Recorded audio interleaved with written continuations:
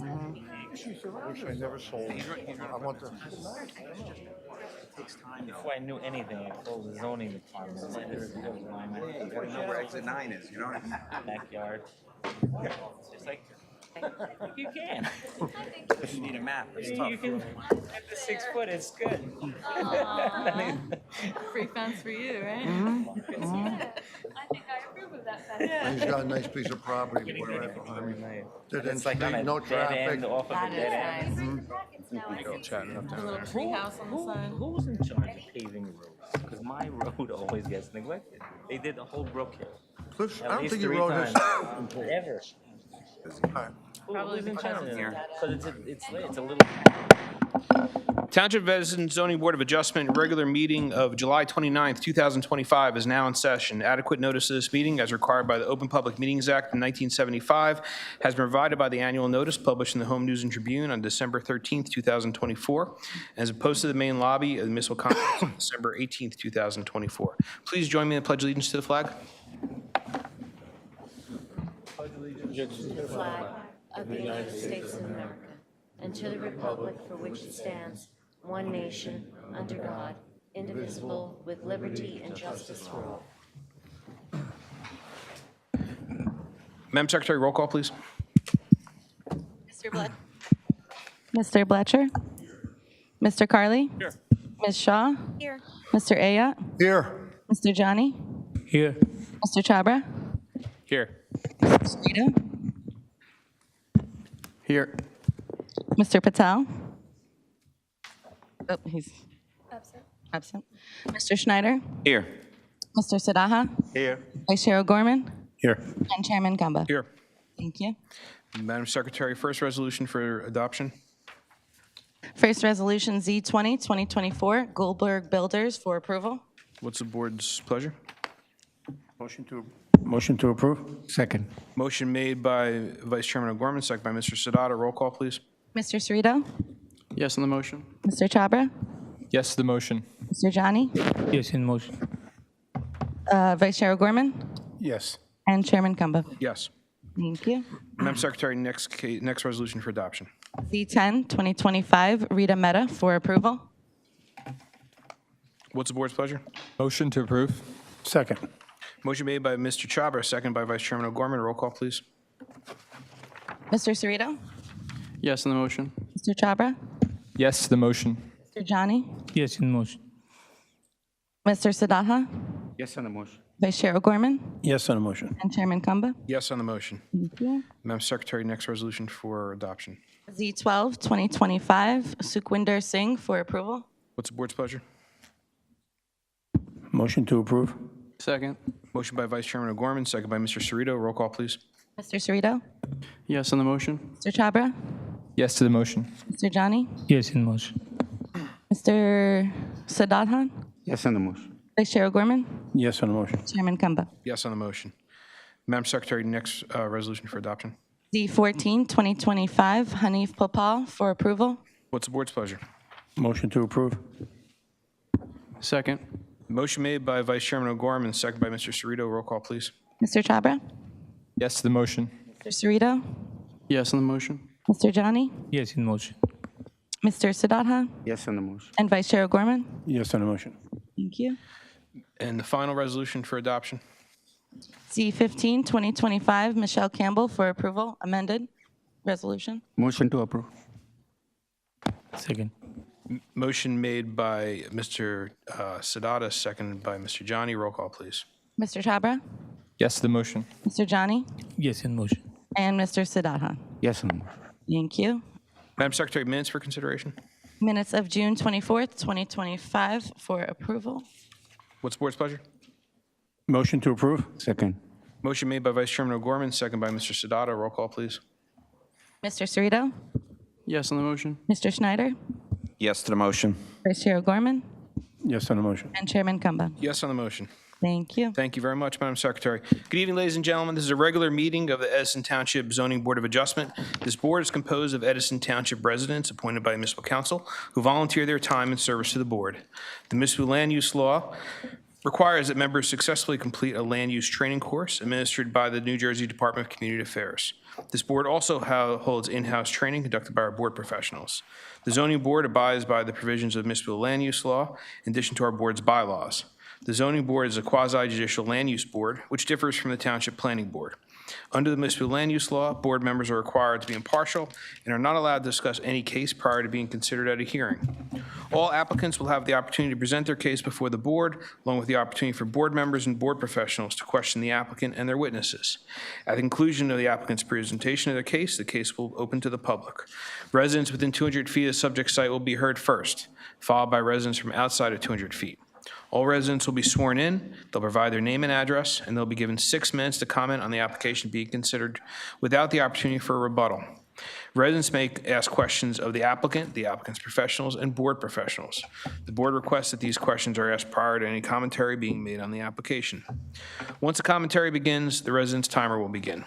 The applicant would be allowed for the opportunity for cross-examination of their witnesses. Under the law, the chair is allowed to stop any commentary which is repetitive or an attempt to filibuster the board. Further, the chair is allowed to stop any commentary that is irrelevant to the board's case or prohibited from consideration. Once public portion is closed, all public comments are ended unless new testimony is presented by the applicant. Following the closure of the public portion, the applicant will have the right of summation on their application. Following summation, the case will go to the board for decision. This procedure has been followed by the board and is similar to procedures followed by boards of adjustment statewide. The municipal land use law requires the board to engage in a balancing act. It is not required to strictly apply township ordinances, zoning plan, or master plan. As a board of adjustment, variances are granted when appropriately necessarily following all legal considerations. As has been the case with prior boards, this board will see where we're at if we are still in session around 10:30 p.m. I ask that all applicants, professionals, and residents show respect to each other and be civil throughout all proceedings. I ask that you withhold applause, booing, or interrupting anyone while they are speaking.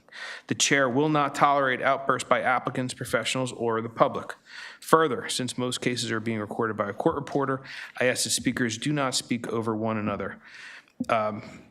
Madam Secretary, first case on the agenda. Before you call the first case, I will be recusing for the first case, and Vice Chairman O'Gorman will be taking over the proceedings. Same thing, I'll be recusing.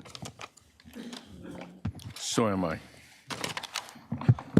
So am I.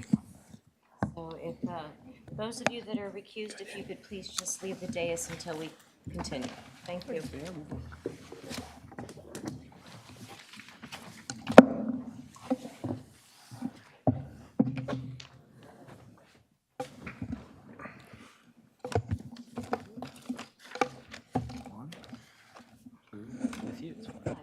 Five? Okay. 2, 3, 4. Wait, where did Kyle go? He's not recused. We need our 5th member. Yeah, that's what I was. The No, I 5 don't vote. members. Technical. thought it was a zoning- bathroom zoning break. officials. Yes, 5.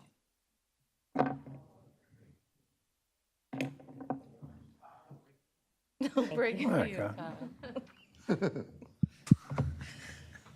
Nice try, Kyle. Okay, Mr. Shar? Case number Z5, 2025, Abhishek Bhardwaj of 8 Fielding Place. Applicant is seeking bulk variances for a single-family dwelling under construction. The following standards have not been met. Minimum side yard setback required is 15 feet, proposed is 9 feet.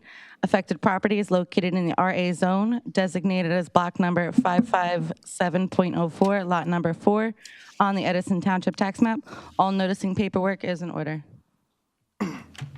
Thank you.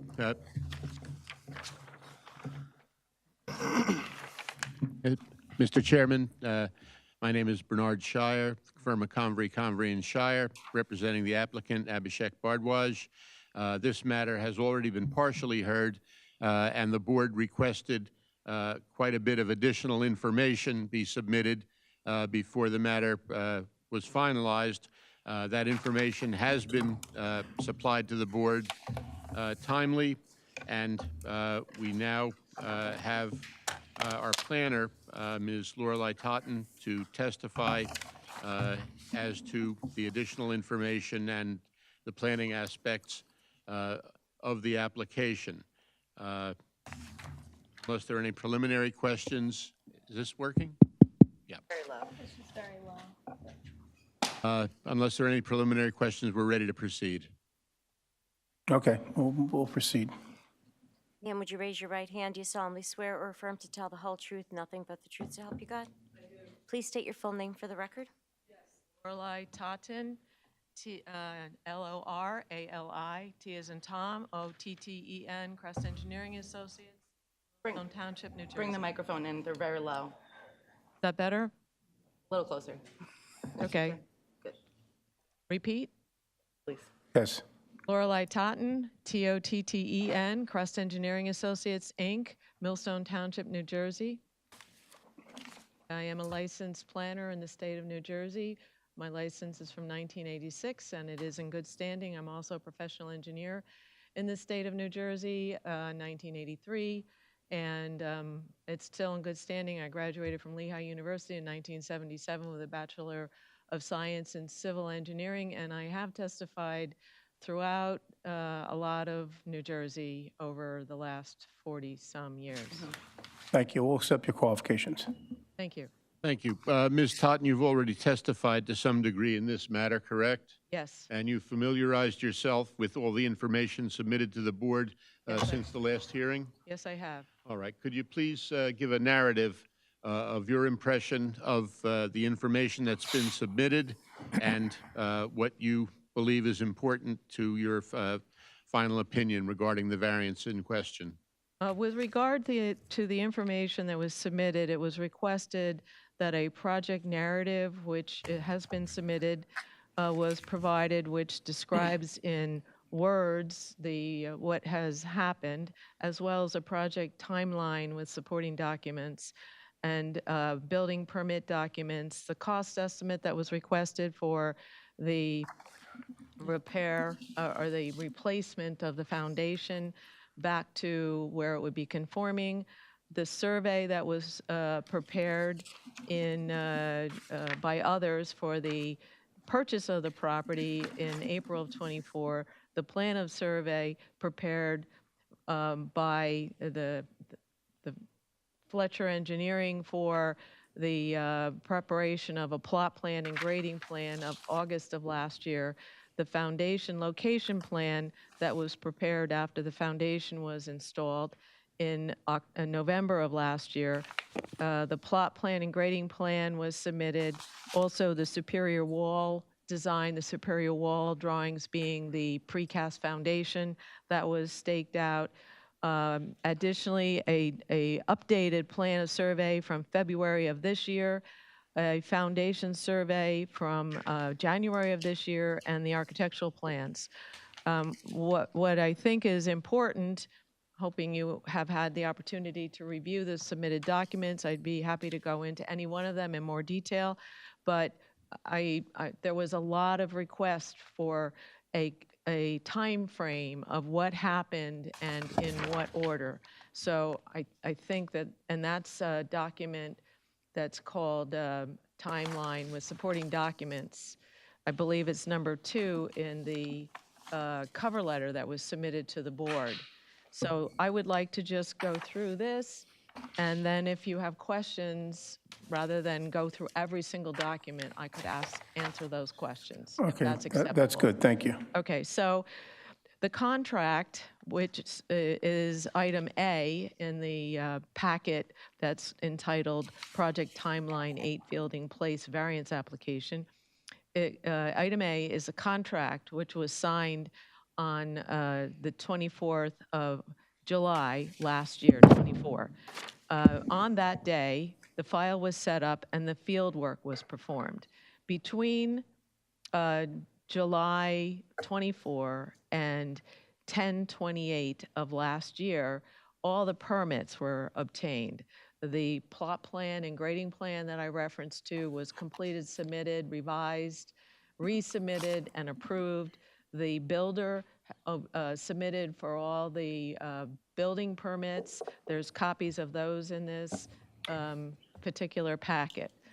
On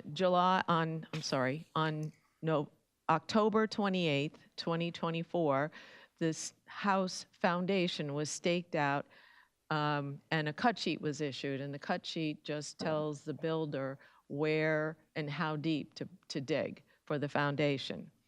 On November 7th, 2024, they pinned the foundation for the precast walls. That means that they came back and more exactly located the corners of the precast foundation wall so that when the wall was brought in by the precast company, it could be set in exactly the right location on the bed that was prepared for it. On 11/13/24, the foundation survey was conducted to ensure that it was built in the correct location. In accordance with all of the prior documents prior to this time that were submitted, the survey, the plot plan and grading plan, the foundation survey indicated it was constructed in the right place. If nothing else had happened, everybody would have assumed it was constructed in the right place.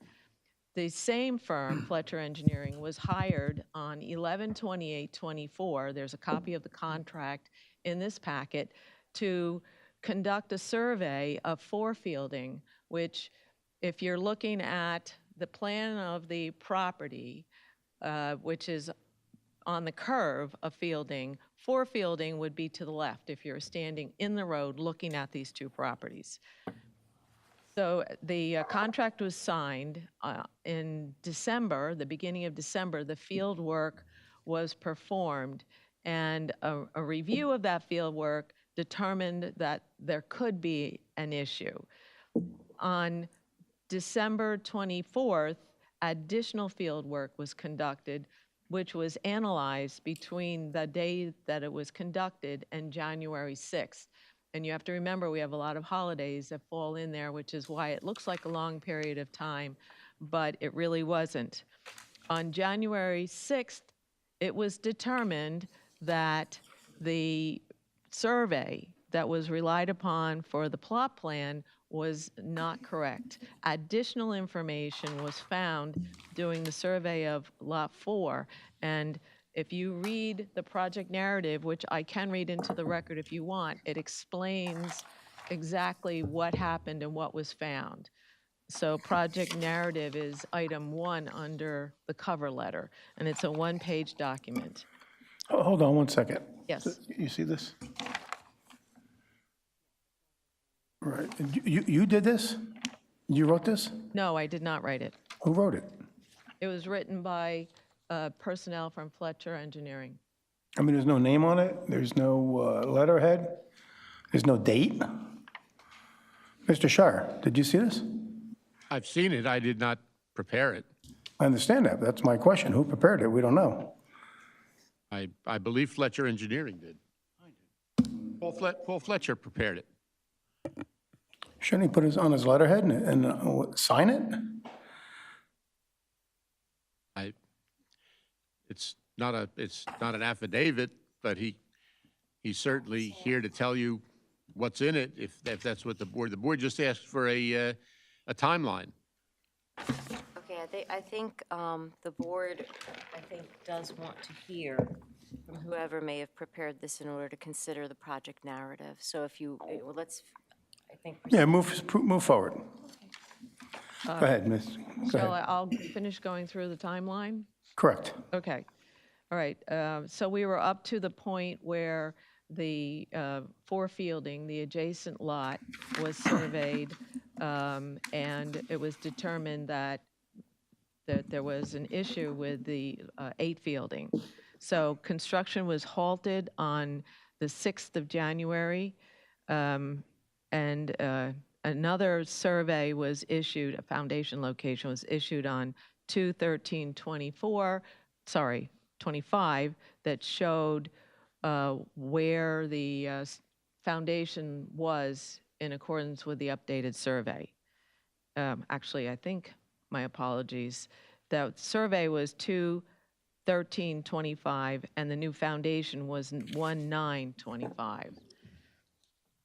So it was determined that a variance application was needed. This variance application, all the paperwork excepting what was submitted later this year was submitted on or about the 23rd of January 2025 to try to take care of this situation. So that's basically the timeline. We were here on 4/22. We started our testimony. You requested the additional information that was provided under the cover letter of, let's see, what's the date of the cover letter? The cover letter dated June 2nd, 2025. So and that's how we got to where we are now. Thank you. Mr. Chair. You have a question? Yeah, just to clarify, you mentioned some dates that are not on this project timeline that was submitted, right? I was expanding on Okay. the timeline. The timeline's an outline, and I was trying to give you a better feeling for exactly what happened. Do you have any more questions, Mr. Reader? Thank you. Mr. Chair, I have a question. So when was the survey completed for Fuller Fielding Place when Mr. Fletcher's company had figured the conflicts? The field work was conducted in the beginning of December.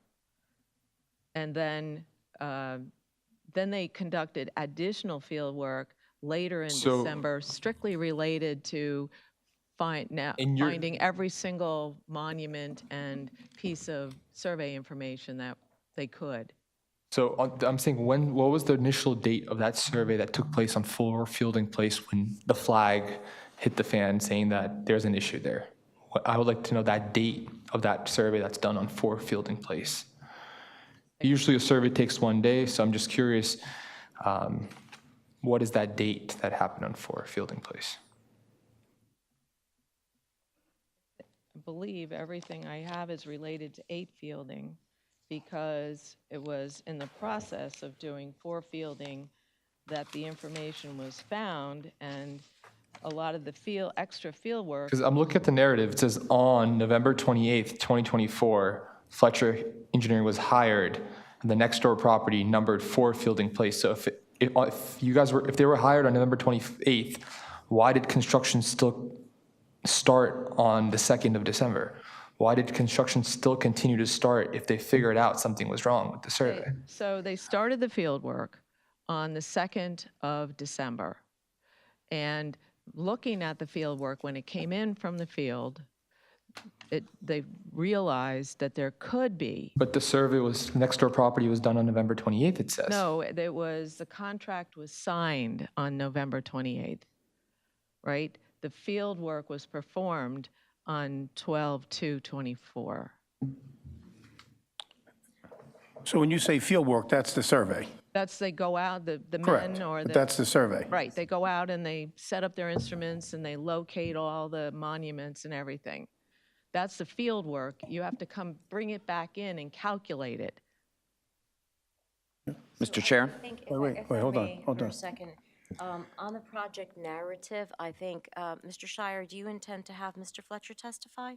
I'm sorry? On the project narrative, do you intend to have Mr. Fletcher testify? If the board has questions about anything in there, he'll testify. Okay, so I think the board is looking at the project narrative, which you said that was not prepared by this witness. So I think if the board would like to just wait on the project narrative till Mr. Fletcher does testify, I think that would be. I would agree, yes. Yes. Would you like to have that right now? Oh, no, let's see anybody have any questions for Ms. Cotton? Oh, yeah. I'll wait for Mr. Fletcher. Okay, anything else you want to add, Ms. Cotton? About the outline, no, unless you have further questions on the documents that were submitted with the outline. No, I'm good, thank you. Okay, I would need Mr. Fletcher to testify before Ms. Totten goes into her planning testimony because it has to be based on all the testimony that goes in.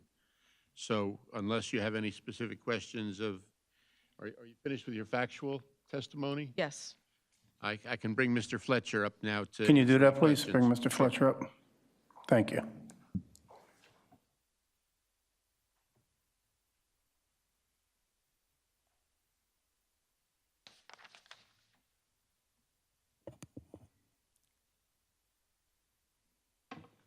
Fletcher, raise your right hand. Do you solemnly swear or affirm to tell the whole truth, nothing but the truth, so help you God? And please state your full name for the record. Paul J. Fletcher? Please state your qualifications, Mr. Fletcher. Well, I'm the principal and owner of Fletcher Engineering. I'm not here to testify as a planner. I'm not here to testify as an engineer. Testify as a planner would, I believe, be a conflict in this particular case. Fletcher Engineering has made the mistake, and we're here to ask for some relief. So I can't give, I can give factual information to you. And I can explain the sequence of events very well, because it's my company. I was running it, I'm running it now, and I was running it then. There are some, yeah, the board has some factual questions. Hold on. So is your license valid and up to date? My planning license is valid and up to date. My engineer's license is not valid at this point in time. Okay, we'll accept your qualification. Well, Mr. Gorman, so I don't believe he's testifying in any professional capacity, just as a principal. So we don't need to accept him as a licensed planner for this purpose, for this application. That's my understanding. Okay, Mr. proceed. Fletcher, there are a couple of questions board members have as to the dates on which certain events occurred. I believe one is the date that the survey was done at 4 Fielding, at which time the error was discovered. Is that correct? Correct, Mr. Chauvin. Proceed with your questions. Yes, I would like to know what date was the field survey completed for 4 Fielding? Okay, the field work was done on December the 2nd. But let me explain how the process works. The field crew goes out with several files. They survey properties. What they do is they gather information. They find whatever evidence of property corners they can find up and down the street. They measure the house. They shoot the points of evidence that they find.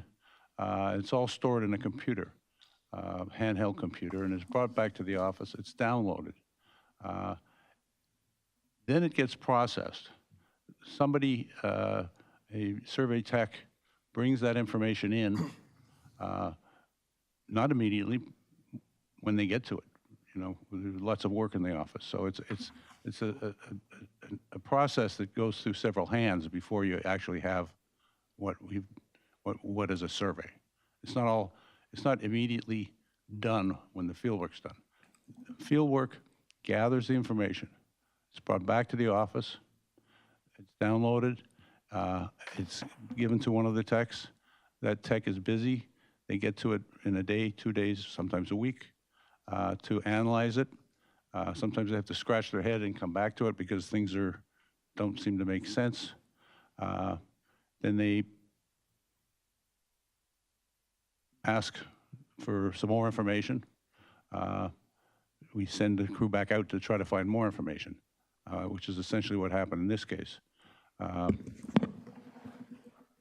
So the field work, it wasn't until we went back, I guess, 3 weeks later to get more field work that we had confirmed that there was a problem. We just had some conflicting information that we couldn't understand between that period.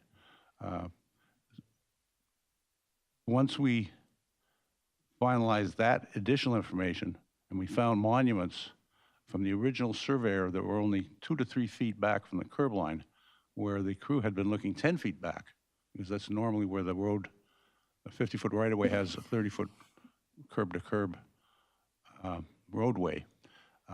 So the property lines are normally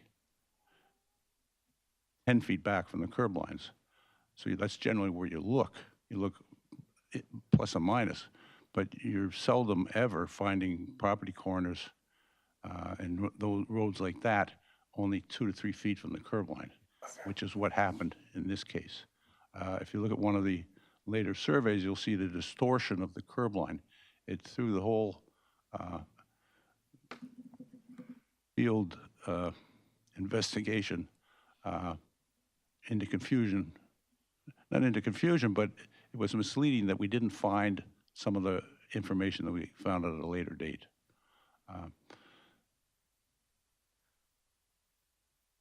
That's basically the timeline of what happened. Once we realized that that we had made a mistake, that we were holding the wrong control, we called the builder and said, stop construction. We want to double check. And that's when we came to the conclusion, after doing additional field work, that the mistake had been made. Okay. My question to you would be, was it based off that same benchmark, both properties, since they are neighboring properties? Was the survey conducted on the same benchmark, the bounds? Or was it a different benchmark in this case? Well, it was different information we found. The original survey on 8 Fielding, we found pins on the other side of Fielding. We found pins, I think, on Remington. We actually found a pin on the subject property that seemed to be like 7 feet out of where it's supposed to be. But the benchmark placed with the Trimble, was it different or same? Let him finish. First of all, please excuse me. The term benchmark is a vertical term. You're probably talking about monument or thinking about a monument. We did not find the original file map monuments on the first trip, but we did find 1 or 2 after we did the 4 Fielding. And then we went back and we found additional monuments that were matching around the block. And that's when we realized that the whole subdivision had been built incorrectly. Roadways. Okay. Thank you for the clarification. Mr. Chair? Hold on one second. Yep. So, Mr. Shire, so this letter that was written on the project narrative, that we're going to put this in the record? You authorized to put this in the record? Yes, sir. Mr. Fletcher, right? You wrote this? I wrote that. I'd be happy to sign it if you would like it. What's the date on it? It was finalized on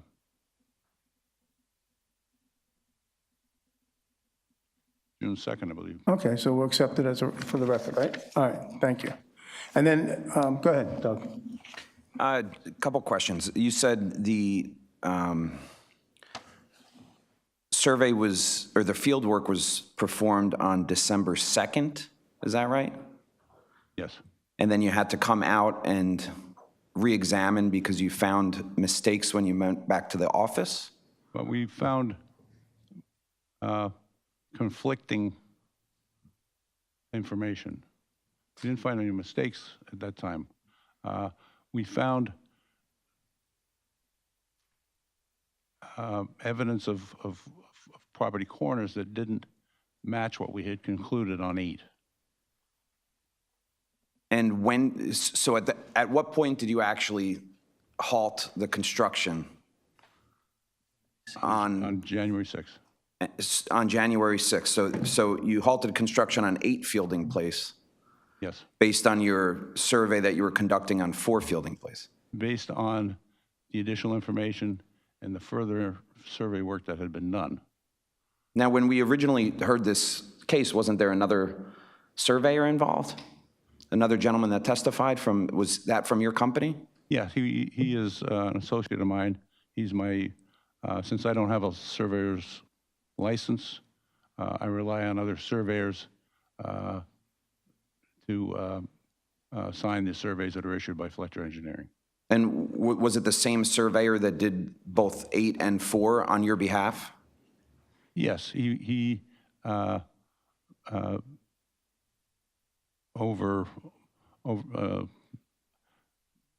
supervised our CAD technicians and reviewed the work that they were doing, yes. Same surveyor.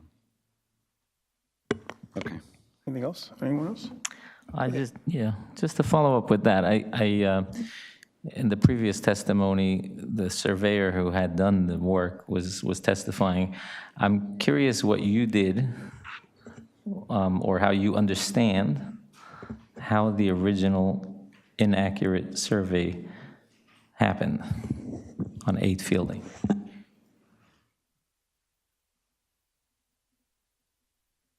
The original field work, we found, the field crew found some evidence on Fielding Place on the other side of the street. They found some evidence on Remington that worked between themselves. And using that control, it made the roads appear to be in the perfect place, 10 feet off.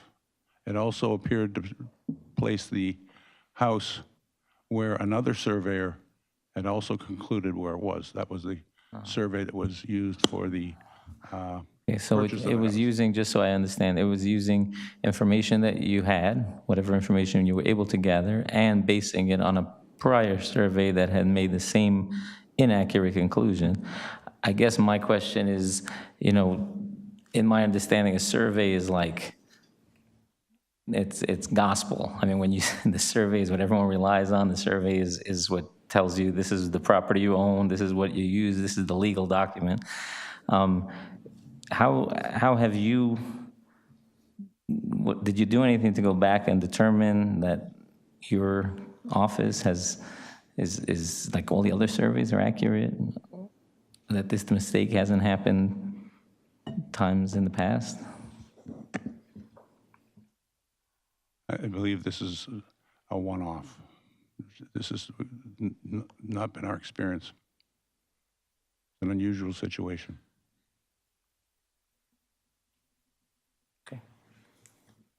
Anything else? Go ahead, Doug. Yeah, so there was a lot of discussion at our last meeting about the amount of work that was done after the mistake was made. So we found out you did the field work on December 2nd, and then it took till January 6th to decide to halt work.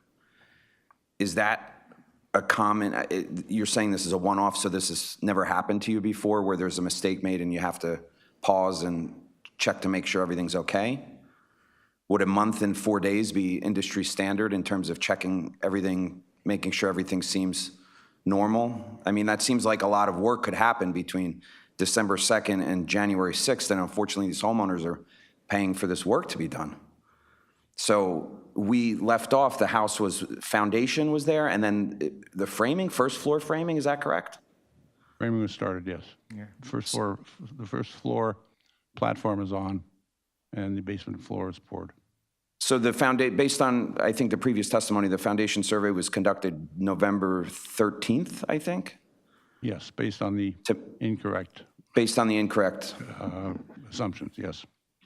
So it's possible between December 2nd and January 6th, there was an awful lot of framing done, right? There could have been, yes. Yeah. Thank you. I have one question. So the reason we're here is Fletcher Engineering made a mistake on the survey. That's the reason we're here, correct? That is correct. Okay. And that's one alternative, is you came here, that's one alternative that the owner can solve this issue.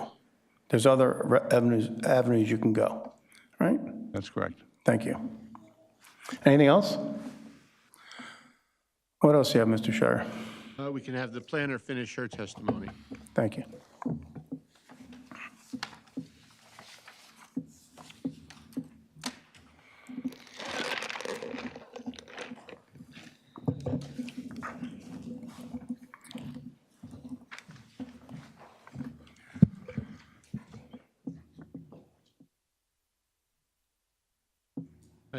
Ms. Totten, I'm sorry, Mr. Chairman, did you? Go ahead. I mean, you have anything else you want to? Ms. Totten? Yeah, proceed. Based on all the testimony you've heard and your knowledge of the facts of this matter, could you please give us the benefit of your planning opinion? Yes, I can. As has been stated, this is a C variance for a side yard setback that was created erroneously, not purposely. Starting with the positive criteria for a C variance, there is narrowness in shape, topographic or physical features, or C, which is it's 40:55D-70C1C. By reason of an extraordinary and exceptional situation uniquely affecting a very specific piece of property or the structures lawfully existing there on a strict application of any regulation pursuant to Article 8 of the Act would result in a peculiar and exceptional practical difficulties to or exceptional and undue hardship upon the developer of such property. So first, we need to establish that the structure is lawfully existing. We have heard testimony from the builder that he had obtained the building permits under good faith. You have copies of those building permits in your packet. The grading plan was approved, which is evidenced by granting a building permit. The structure was staked out where the builder believed it was a conforming location. It was not his intent to violate the side yard setbacks. I believe these facts provide proof that the structure is lawfully existing. It is not until a later date, as you just heard, when more survey information was obtained, that it was determined that indeed there was a violation of the side yard setback requirement. The second question of importance is, was this a self-created hardship? And I believe that the answer, it's my opinion that the answer is no.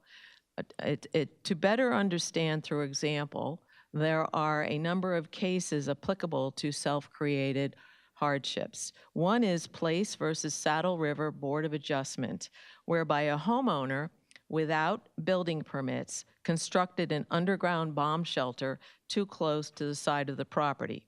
It was determined by the courts that this was self-created in that he did not show good faith by obtaining building permits. He did not obtain the services of a surveyor to determine where the structure would be located. Therefore, it was self-created. In another case, Deer Glen Estates versus Fort Lee Board of Adjustment, the plaintiff obtained a building permit for a home, then made changes to the building plans that created side yard violations of the ordinance. The builder did not file an amended building plan and instead constructed the home out of conformance with the zoning requirements. The builder then sought a variance after the building inspector denied a request for a certificate of occupancy. It was determined that the hardship of which the owner complains was one that was self-imposed or self-created through a disregard and violation of the zoning ordinance requirements. In both cases, the plaintiff acted intentionally.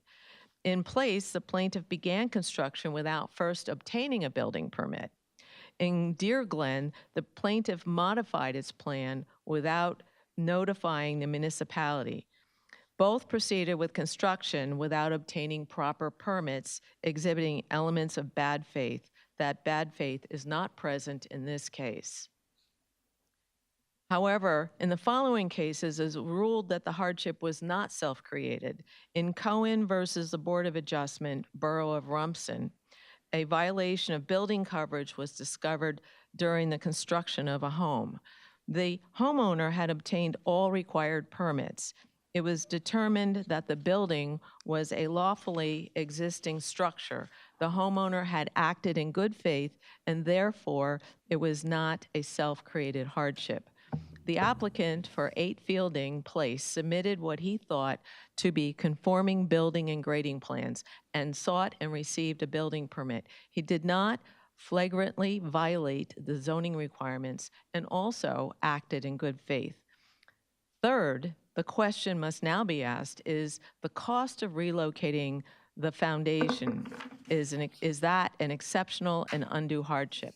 Again, in this case, my opinion is yes. I would cite two cases, Harillo versus Harding Board of Adjustment, considering financial hardship where it is closely related to a unique feature of the property. In that case, the applicant would have had to spend $15,000 to build a new foundation for a barn when a foundation existed which was too close to the road. The old foundation was held to be a unique feature of the property, and the waste of the foundation and the need to expend substantial money to replace it were considered relevant. Also, in Cohen versus Board of Rumson, finding that the financial hardship involved in removing a part of a structure lawfully on the land was not irrelevant to the decision. Based upon these two cases, I believe that the board can decide that requiring the applicant to remove the foundation would truly be a hardship. That now we'll move on to the positive criteria. The criteria for hardship due to exceptional situation for a specific piece of property and due to cost to move the foundation are met. I'm sorry, that was the positive criteria. Now we're moving on to the negative criteria. From the municipal land use law, no variance or other relief may be granted under the terms of this section without showing that such variance relief or other relief can be granted without substantial detriment to the public good and will not substantially impair the intent and purpose of the zone and the zone ordinance. And substantially is an important word. With regard to the public good, given the fact that the home is 9 feet from the sideline and 63 feet from the adjoining house on the property behind or to the side of it, because a lot line is not visible, if you drive by, you cannot see a line on the grass. That home on the other side, there is a home on the other side of the block that is also too close to the property line. It is directly to the opposite of that block if you were to go down to when you're looking at the house to the left.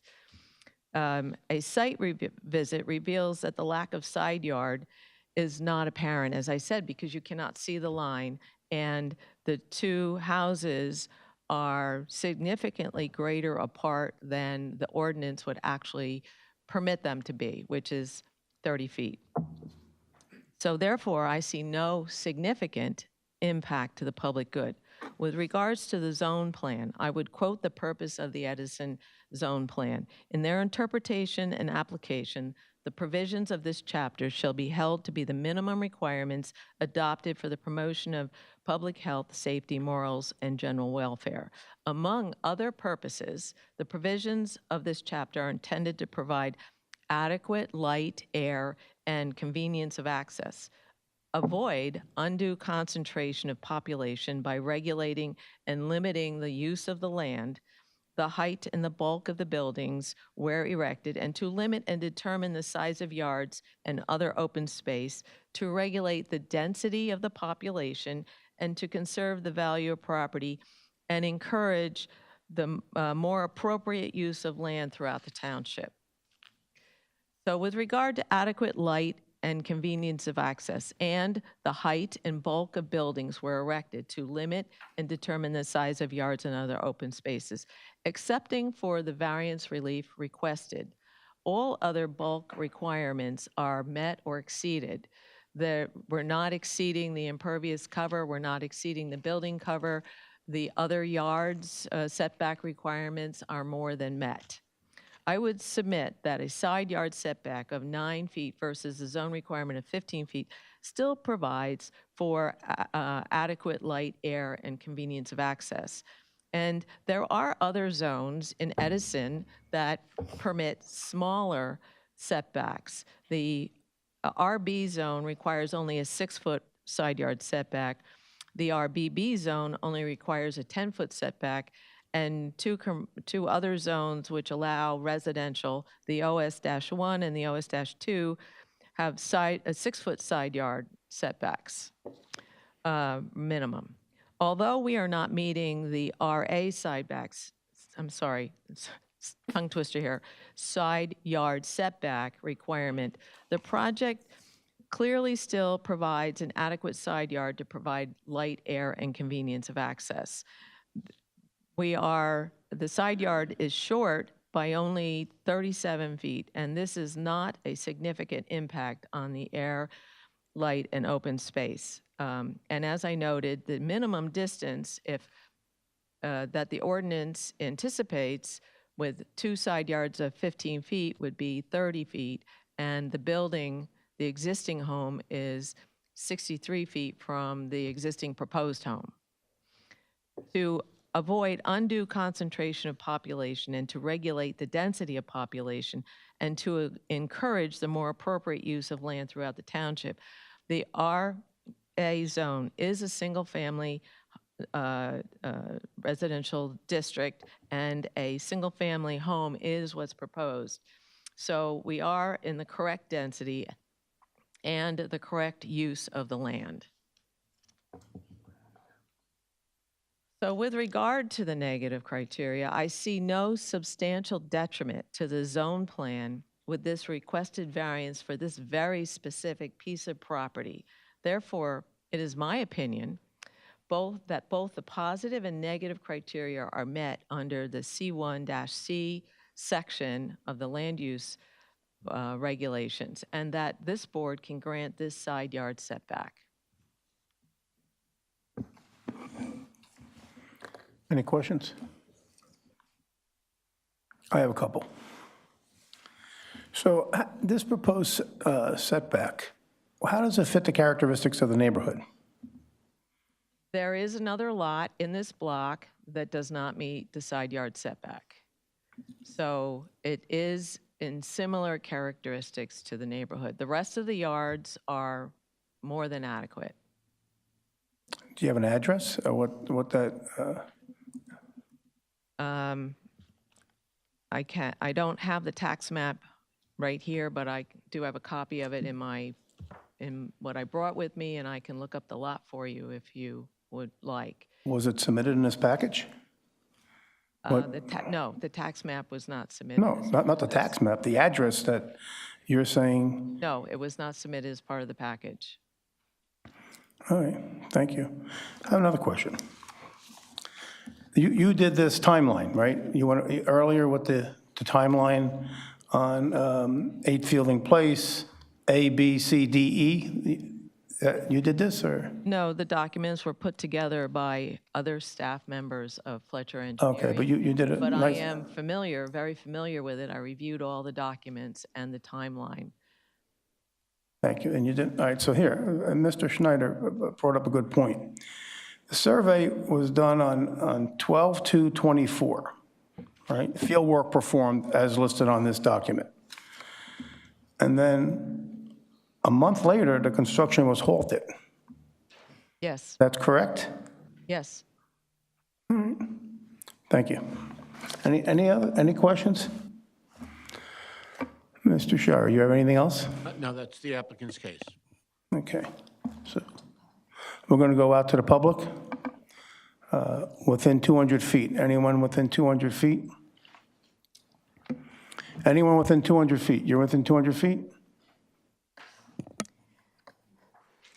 Sir, would you come close to the microphone? No, you can, who's testifying first? You can line up behind each other. Okay, one behind the other. Sir, if you would please get to the microphone. Ma'am, you can go behind.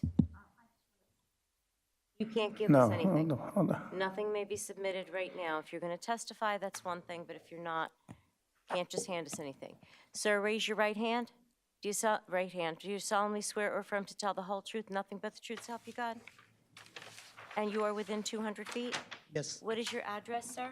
My address is 9 Remington Drive, Edison, New Jersey. I'm sorry, 9 Remington? Yeah. And what is your name? My name is Parmeet Singh. Can you please spell that? Could you bring the mic closer, please? My name is Parmeet Singh, Parmeet space SINGH. All right, go ahead. Yeah, so my name is Parmeet Singh and I live in 9 Remington Drive. And please speak into the mic. Okay. Thank you. Hi, my name is Parmeet Singh, and I live in 9 Remington Drive, the property that shares the rear lot with 8 Fielding Place. I appear tonight to oppose this request, rear yard encroachment for the new home being constructed there. Change of orientation, the first point that I want to bring. The proposed new house is now oriented along east-west axis, which is significant departure from the previous structure, which was aligned towards the southeast. Had the house followed the curve of the road like other homes in the neighborhood, it would maintain ample of backyard space. Oh, hold on. You got to talk slower. She's typing this. Just take a nice deep breath and just go slow. Thank you. Okay, so I will go again. Change of orientation. The proposed new house is now oriented along the east-west axis, which is significant departure from the previous structure, which was aligned toward the southeast. Had the house followed the curve of the road like other homes in the neighborhood, it would have maintained ample backyard space on both sides for the applicant property and ours. The new orientation disturbs the spatial balance and that previously existed. Proximity and privacy impact. The current structure of the new place was just 9 feet away from our backyard, which we believe the owner attempting to classify this boundary as the side yard, which allows for reduced setback. However, we strongly believe that the rear yard setback distance should apply, given that our backyard directly faces the section of the proposed structure. This relationship function as rear-to-rear configuration and side yard setback is not appropriate for such proximity. In addition, the house is 2 stories high and currently has 4 windows on the first floor facing our backyard. Based on the current layout, we anticipate another 4 windows will be added to the second floor, though they are not yet installed. The design obstructs our view, severely compromises our privacy, and diminishes the peaceful use of our private outdoor space. Third point is impact on property value. Me and my wife have purchased our home last year, and one of the key reasons was the generous spacing between the neighboring properties. We were confident that our backyard would remain private and open. This proposed encroachment directly threatens that quality. The new structure looms over our home and reduces our property value, appeal, and livability. Sir, I'm going to caution you. You don't have any expert testimony on valuation of homes, and the board is to disregard that. You can continue. Okay. Viable alternative exists. There are enough space, lot space available for 8 Fielding Place to orient their house along the road's curve like neighboring properties. Had this been done, the rear setback would have been respected, the build would have stayed in harmony with this aesthetic and spatial rhythm of the neighborhood. And I also want to say about the family and livability concerns. Me and my wife choose this home to raise our kid in safe, quiet, and private environment. The proposed structure in its current position and scale threatens that environment by removing open views, introducing window-facing walls, and closing in what we previously a peaceful and open backyard. Neighborhood character. We are not objecting just for ourselves. The proposed build affects the visual and spatial character of the entire neighborhood. Allowing it to proceed this from would set up poor precedent potential, allowing future developments to undermine the integrity of the aesthetic consistency of our community. I also sent an email to zoning officer where I asked him. Sir, I think you should just summarize what your position is. We are not, you can't have outside communications that are going to be brought in. So if you'd like to just summarize what your position is, that's fine. But I just want to say that I sent an email and they have said that changing the orientation of the house. Okay. Sir, that's Okay, so let me bring my closing statement. In conclusion, we respectfully urge the board to deny this request for the rear yard encroachment and to encourage the applicant to consider the house placement and orientation in way that respect the established setback, neighborhood character, and privacy and surrounding homes. I have one quick question for the team is what is the reason for reorienting the house to face east and bringing it closer to my Hold on. property. You're supposed to ask the question before your testimony. You can ask the question. We're just going to continue, though. Your time has already, you're on the clock. So if you want to ask your question, you can ask your question, but when the time runs out, it will run out. Okay. So what is the reason for reorienting the house to face east and bringing it closer to my property lines, especially when the previous layout was already well spaced? He wants to know why our house is facing a certain direction. Is that, Answer it. I mean, Can you repeat the question? Just talk slow, Yeah, please. sure. What is the reason for reorienting the house to face east and bringing it closer to my property line, especially when the previous layout was already well spaced?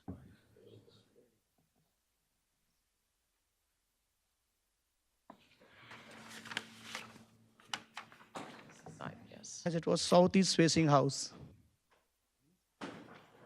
Please, hold on. You going to answer, Mr. Shar?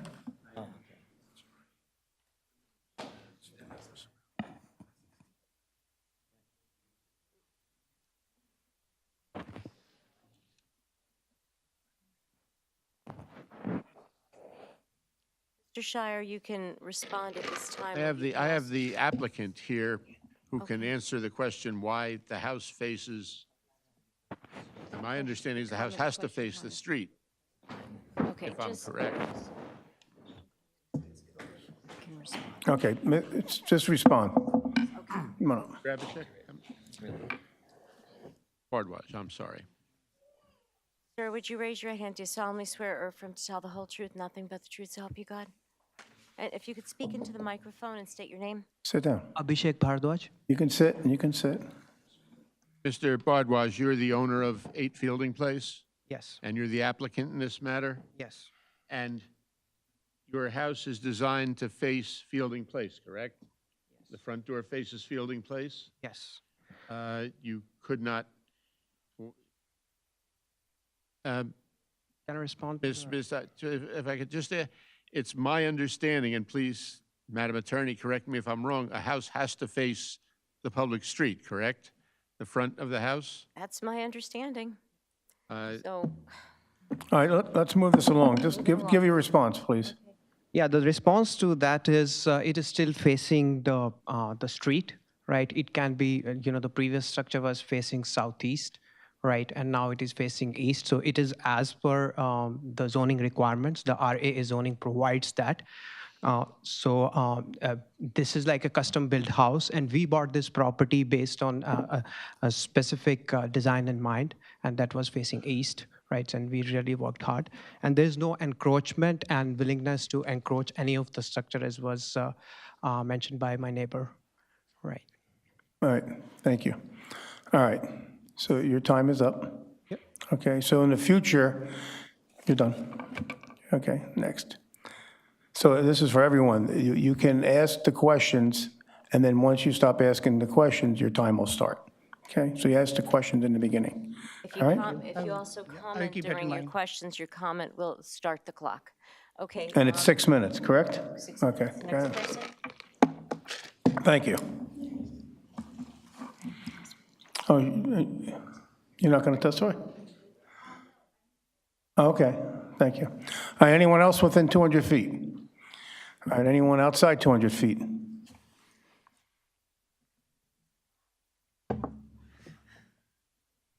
Good evening, Mr. Diamond. Would you raise your right hand? Do you solemnly swear or affirm to tell the whole truth, I got a nothing but torn the truth, rotor so help cuff, so help it you only God? goes up so It's far. good enough. Bruce Diamond, 74 Calvert Avenue West. I do. Okay, doke. Go ahead, proceed. I live around the block. I probably walk by that lot once a week at least, walking a dog. From the moment the foundation was down, something looked peculiar. Now, I can ask as many questions as you tried to ask before I started talking, but I don't think you got a straight answer, and I don't think I'd get a straight answer. But what really, though, concerns me, no matter what you do, especially is if you grant the variance, because of the proximity of the country club that are on probably quarter-acre lots, I fear that the way this house is situated, two neighbors could get together and create another lot, this third of an acre. That scares the heck out of me, because then it's creeping up through the neighborhood. Anything else? And well, again, with what I started, I don't know how anybody on the job didn't notice something was wrong from day one. I noticed it the moment the foundation was up. Something didn't make sense. Thank you. Thank you. Anyone else? 200 feet? Yeah, outside 200 feet. Go ahead.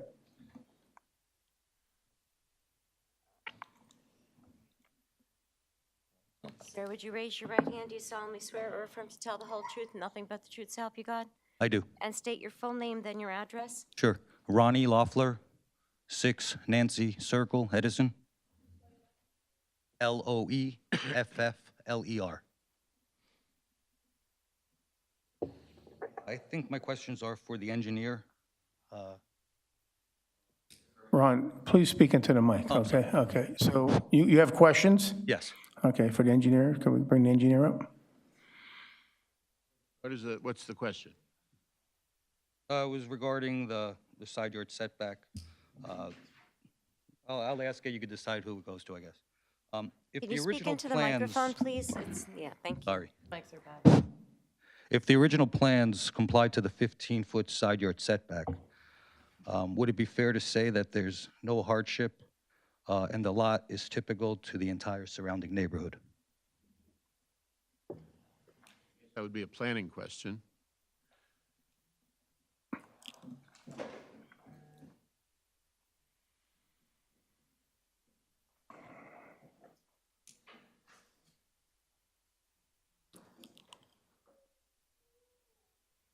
I am not sure that I understand what you mean by your question. The plot plan and. Well, hold on. He's going to repeat the Yes, question. okay. Repeat that question, Ron, slowly. Sure. If the original plans that were submitted to the building department in the township complied to the 15-foot side yard setback that we're talking about right now, would it be fair to say that there was no hardship and that the lot is typical of the surrounding neighborhood where a house can be built on that property abiding by the 15-foot setback? So the plot plan and grading plan that was submitted for building permit did show a 15-foot setback, and it did comply with all of the regulations. So therefore, it did conform when it was approved. Does that answer your question? Sure. Thank you. Thank you. On the survey that's submitted for this hearing, you mentioned that the lot suffers from narrowness. Can you tell us what the survey says with the lot depth and the lot width, please? So if I might, I think what you're asking me is I mentioned narrowness in my testimony as a planner, that is one of the hardships that you can get that you can use with a C1 variance. But that's not the section of the regulation that I use because this lot is not too narrow. It meets the lot size, lot width, lot depth. I said that there were 3 parts of a C1 variance: narrowness, topography, and the third was the by reason of extraordinary and exceptional situation, and that's the one that I put the basis of my testimony. So there's nothing unique about the property, or it doesn't have any unusual characteristics aside from the extreme one that you stated, the third one, correct? Correct. I don't know who this goes to. I guess the builder, would the builder consider the building to be substantially completed?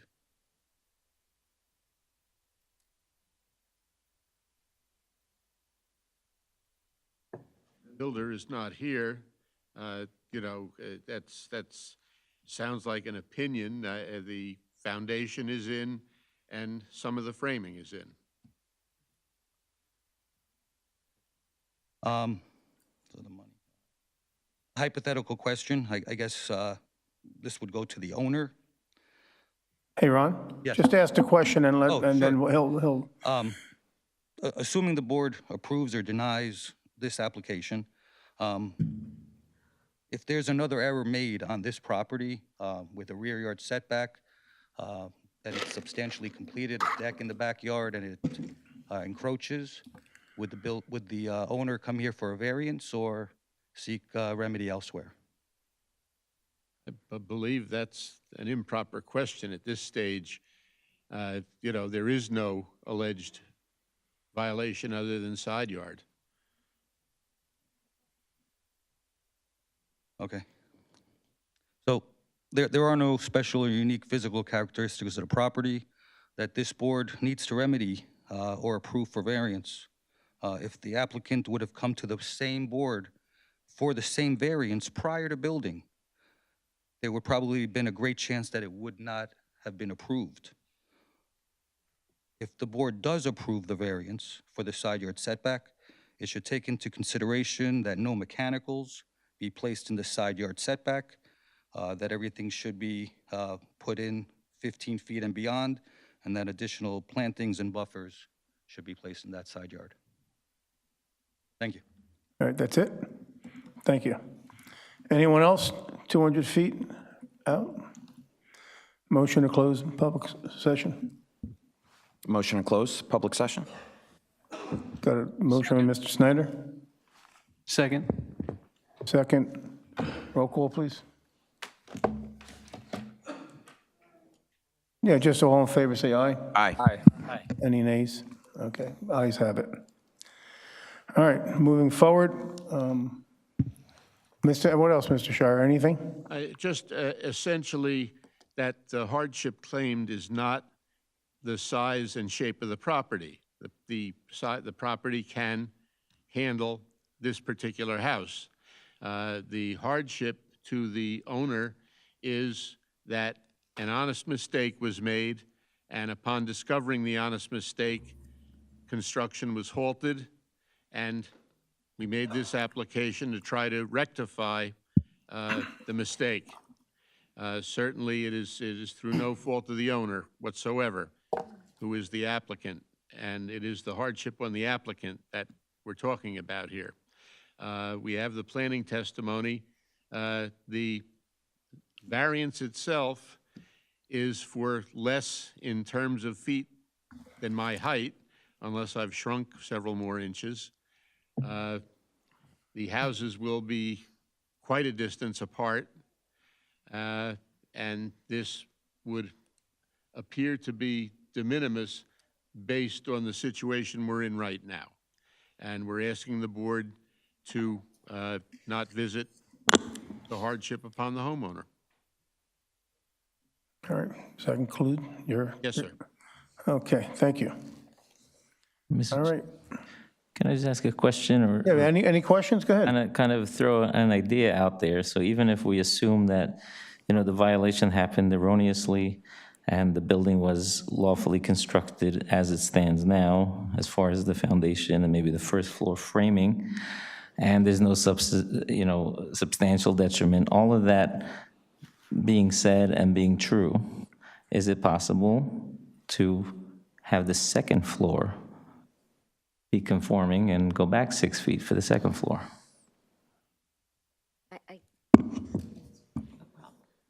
If we have an answer to that, that's going to be additional testimony, and I'm not sure that that can be answered at this time. Can it be in the condition of approval? Or? I'm going to leave it up to the board what conditions they wish to impose. We're opening it back out to the public for additional testimony at this time. Anything else? Any other questions? All right, so need a motion? Mr. Chair, I'd like to make a motion. Go ahead. Based on the information presented and reviewed, I'd like to make a motion to decline the case for 8 Fielding Avenue. The proposed construction does not meet the master plan of the township. The residents from the open public have spoken regarding the case and their concerns about how this does not fit the character of their very own neighborhood. With that being said, I would like to put the motion to decline the application. Is there a second? Second? Any discussion? I just want to add also to that motion is that there's a timeline here that was submitted, that the field work performed, which is a survey, was on 12/2/24, and the construction was halted on 1/6/25, which is over 33 days. All right, so I want to add that in there. All right. Do a roll call? So before we have a roll call, I just want to make clear, this is a motion to deny. So if you say yes, you are denying. If you say no, then you're not denying, okay? Okay. Mr. Charbonneau? Yes to the motion. Mr. Cerrito? Yes on the motion. Mr. Schneider? Yes to the motion. Mr. Reader? Yes on the motion. And Vice Chair O'Gorman? Yes on the motion. Application's denied. Application's denied. Thank you. Have a good night.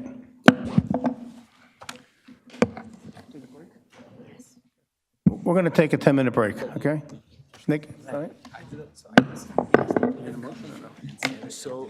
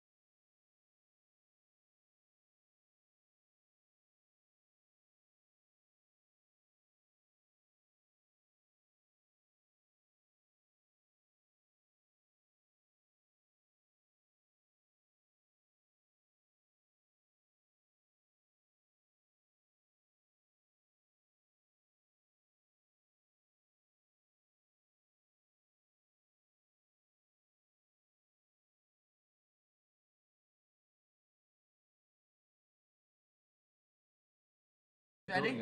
Wait on Raj. Okay, all right. The board will return to session. Let the record reflect that Mr. Dave has arrived. Madam Secretary, next case on the agenda, please. Case number Z16, 2025, Bhavesh Shah at 12 Balzano Court. Applicant is seeking a bulk variance to construct a deck in the rear of the existing single-family dwelling. The following standards have not been met. Minimum rear yard required is 30%, proposed is 28%. Minimum side yard required is 10 feet, proposed is 13 feet. Affected property is located in the RBB zone, designated as block number 20.09, lot number 17 on the Edison Township tax map. All noticing paperwork is in order. Is the applicant here? You please approach, sir, and take a seat at the table.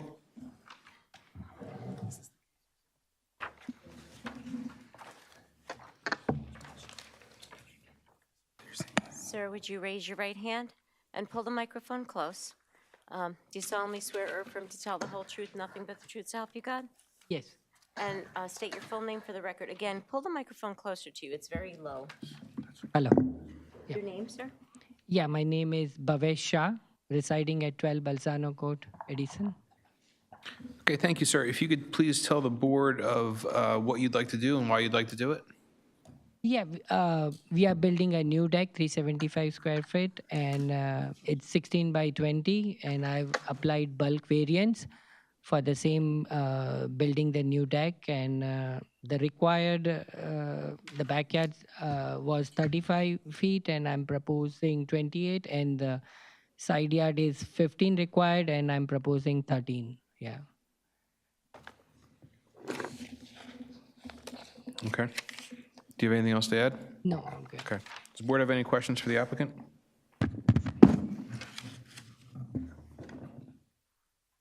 Seeing none? Okay. All right. Okay, so we'll now go out to the public. Anyone within 200 feet of the subject site wanting to be heard, please approach. Anyone from outside 200 feet? Seeing none, can I get a motion to close the public portion? Motion to close public portion. Second. Motion made by Vice Chairman O'Gorman, second by Mr. Sadata. All in favor signify by saying aye. Aye. Opposed, nay. The ayes have it. Public portion is now closed, and I'll go to the board. Mr. Chairman, Mr. Dave. I'll make a motion to approve this application. Applicant will comply with the engineer's report, if any, and it's a de minimis request. It is not detriment to the neighborhood, and there are no objectors. Second.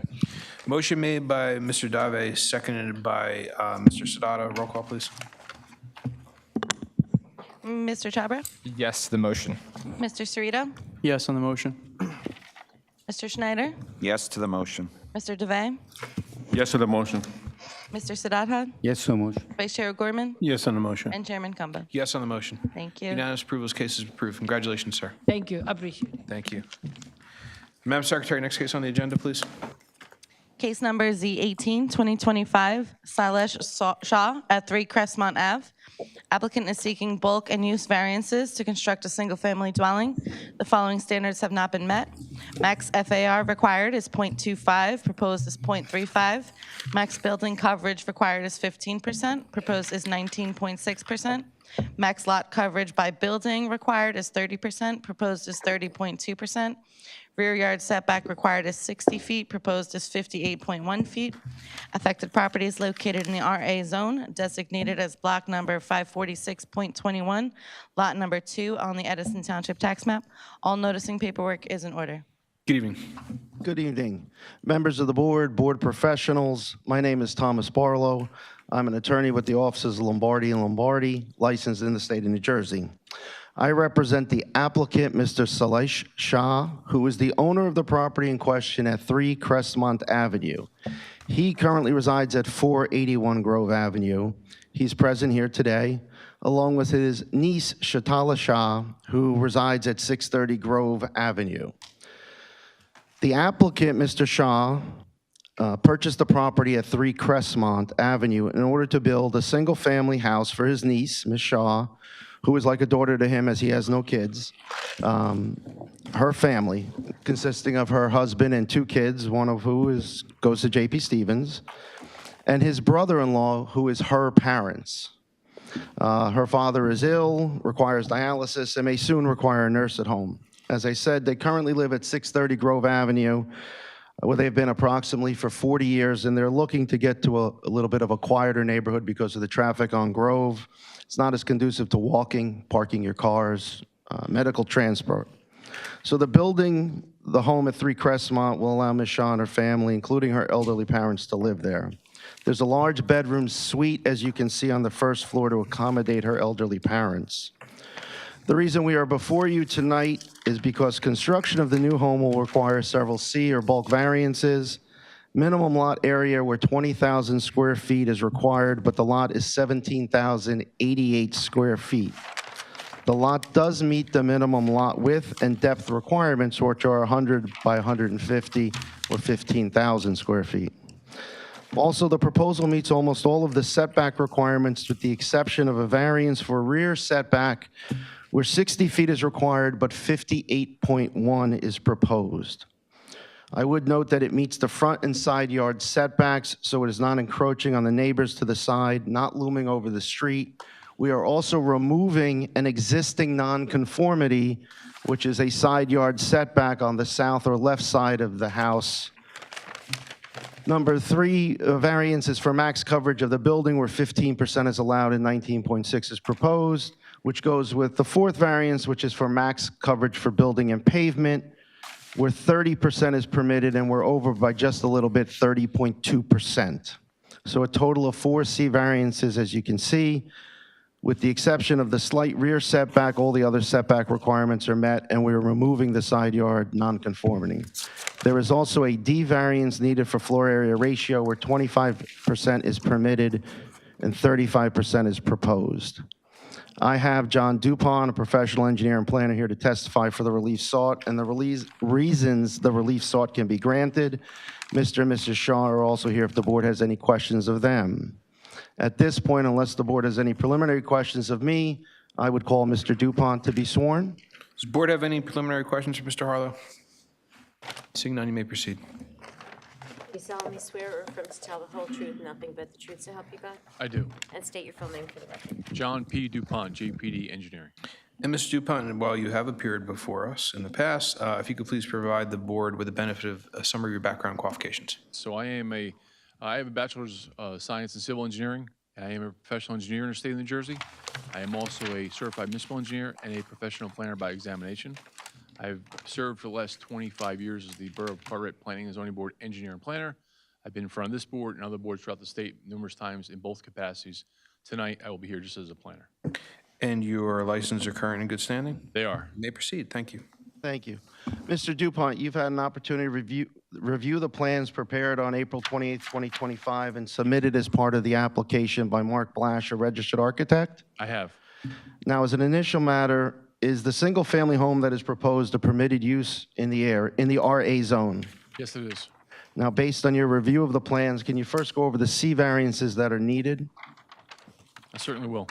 So as you heard, there are several C variances, one being in the existing lot area, which will not be changed. It's an existing violation, 20,000 required, 17,088 existing, will not change.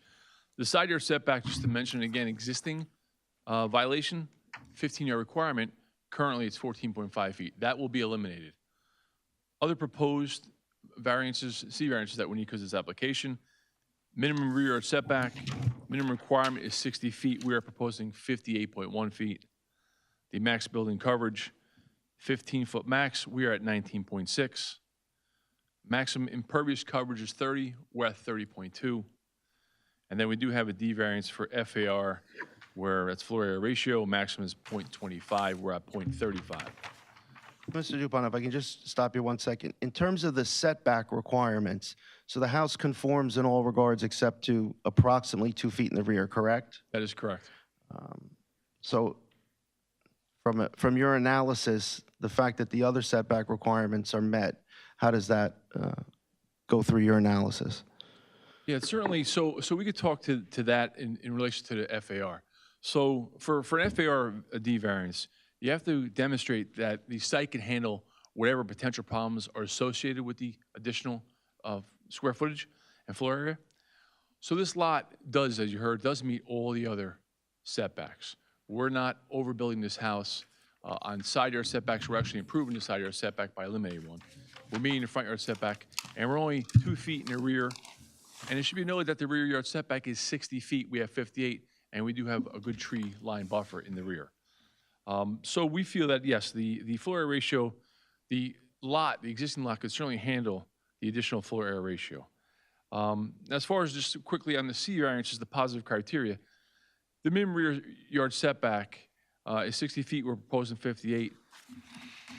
Although we do not meet the standards, we're very, very close. And again, there is a significant tree line in the back for a buffer that it currently exists and will not be modified. The maximum building coverage is 15%. We're proposing 19.6. Again, you've heard the house's footprint is a little larger for the necessity of the applicant. A little older, going to need some medical assistance, going to need a little help. So they're trying to build it to make it meet the current needs and the future needs. And we are meeting all the other setbacks. Maximum impervious coverage is very minor, 30% maximum, we're at 30.2. So again, that just goes to the expanded footprint. Are there any problems associated with the proposed use? We see no negative impacts at all. Matter of fact, we see several purposes of the MLU that we feel are being advanced by this. You're taking down an older home, building a new modern home to meet the current standards. We are providing light, air, and open space as we are meeting all those other setbacks. And we're promoting a desired visual environment by creative design. Again, older home being removed, new updated home. So we see no substantial detriment to the public good, no substantial impairment to the intent or purpose of the zone plan or the zoning ordinance. And as discussed, the rear yard setback, the maximum building coverage, the maximum impervious coverage are all due to the fact that a slight additional living space is required on the first floor. I think that's a reasonable request. As the FAR goes, I think we've proven that the lot can accommodate it. This is not a builder maximizing this potential of the site to get the biggest return. This is a Edison resident, lived here for years, with family, moving into a new property. They're going to build a new home that meets their family's needs and lets them grow into it, and they want to stay in Edison. The variances taken together permit the appropriate residential development, and it's going to be consistent with the neighborhood. We're not overbuilding this. It's not going to stand out like a sore thumb in that neighborhood. Do you find that the correction of the side yard setback is an improvement over what's currently there? Yes, because if you're there today and you see a side yard setback violation from the street, that's what you see. From a rear setback of 2 feet out of 60, you'll never see it from the street. The rear neighbors won't see it because they'll have a tree line buffer, so I think it's an improvement. Especially after what this board just went through on a side yard setback. I don't want to go there. Is there anything else you think the board should consider in reviewing this application beyond the testimony you've already given? No, I think it's just important to look at the neighborhood and see who's moving in. These are people from the area already who want to live in this location. I have nothing further for Mr. Dupont. Unless the board has any questions? Does the board have any questions, Mr. Dupont? Mr. Chairman. Mr. Dave? So this small house, the ground is sloping from front to the back, correct? That is correct. And the small house, how is the site draining now? Just based on the topographical survey that I'm looking at, the slope, it appears from the structure. Yeah, so the front is 141 somewhere, and your house, and the small house is sitting on top of the, I would say, the hill. It's a 143 at the top. And it goes down all the way back 136. There is almost like 4 plus another 7 foot slope from front to the back. Yeah, I agree. Are you making it worse, the drainage, than what you have now, putting a bigger building footprint? No, there'll still be 58 feet of grass before and a tree line buffer. So will the grading in the rear of the property change? Certainly. Will it necessarily be different, more, would it have a negative impact on the adjoining property? I don't think so. And the builder could certainly, and you guys could make this happen, could certainly put conditions on the roof leaders to come to the forward of the property. Could certainly do that. I just want to make sure that you're not making it worse and how currently the site is draining. It's percolating, by itself in the ground, that's okay, but don't make it worse for the neighbors. Understood. Right, that's about it, Chairman. Thank you, Mr. Duvey. Any other questions, Mr. Dupont? Mr. Dupont, did you do any type of analysis of similar FAR within the neighborhood? I took a look. It's hard to do off Google Earth for FAR. If it was lot area and lot widths and depths, we could have done that very easily. A little harder on FAR. I did drive the neighborhood, looked at some homes. It's a combination. There's some older capes and some ranches, and there's some new homes and larger. So it's kind of a variety of the neighborhood. I think this proposed building with its width is going to fit the neighborhood beautifully. Okay. Any other questions, Mr. Dupont? None? Okay. Thank you very much. Mr. Chairman, as I indicated, I have Mr. and Mrs. Shaw here. If the board has any questions specifically of them, I realize that, you have another application after us, so I'm not trying to prolong this. We get paid the same amount no matter if we're here by the time what time we get out. I understand that, but you all want to get home. I understand that. But they're here if the board has any specific questions as to Mr. and Mrs. Shaw. Does the board have any questions for the applicant? No? Okay. Thank you very much, counsel. Do you have anything else to add? I would not call any other witnesses. Okay, all right, so we'll now go out to the public. Anyone within 200 feet of the subject site wanted to be heard, if you were within 200 feet, you received a notice via certified mail. Sir?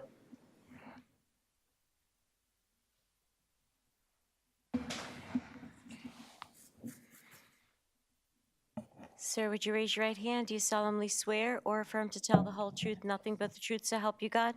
Do. Yeah, pull the microphone close to you and state your full name and provide your address. Robert Lesniak, 7 Crestmont Avenue. I'm sorry, Edison. what was the last name? I didn't catch that. Mr. Chairman, members of the board. I'm sorry, Sir, if you could please just provide your name again, just for the attorney.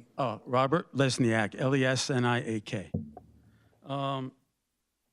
And sir, just before you begin, if you have questions, if you're going to ask you ask questions at the beginning, once you turn to commentary, your timer will begin. You'll have 6 minutes. Okay, my first question is, he mentioned tree line. Was it Shaw's the owner? I know this house has been vacant for a few years, but was the Shaw's owner of the house when the 30 trees were taken off the property? I can answer that, Mr. Chairman. They were not. They purchased it from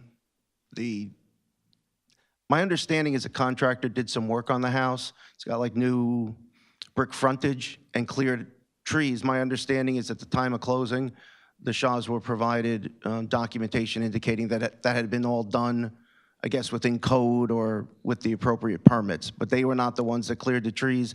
And just to be clear, Mr. Lesniak, if you're concerned, as part of this application, we are not proposing to remove another tree at all.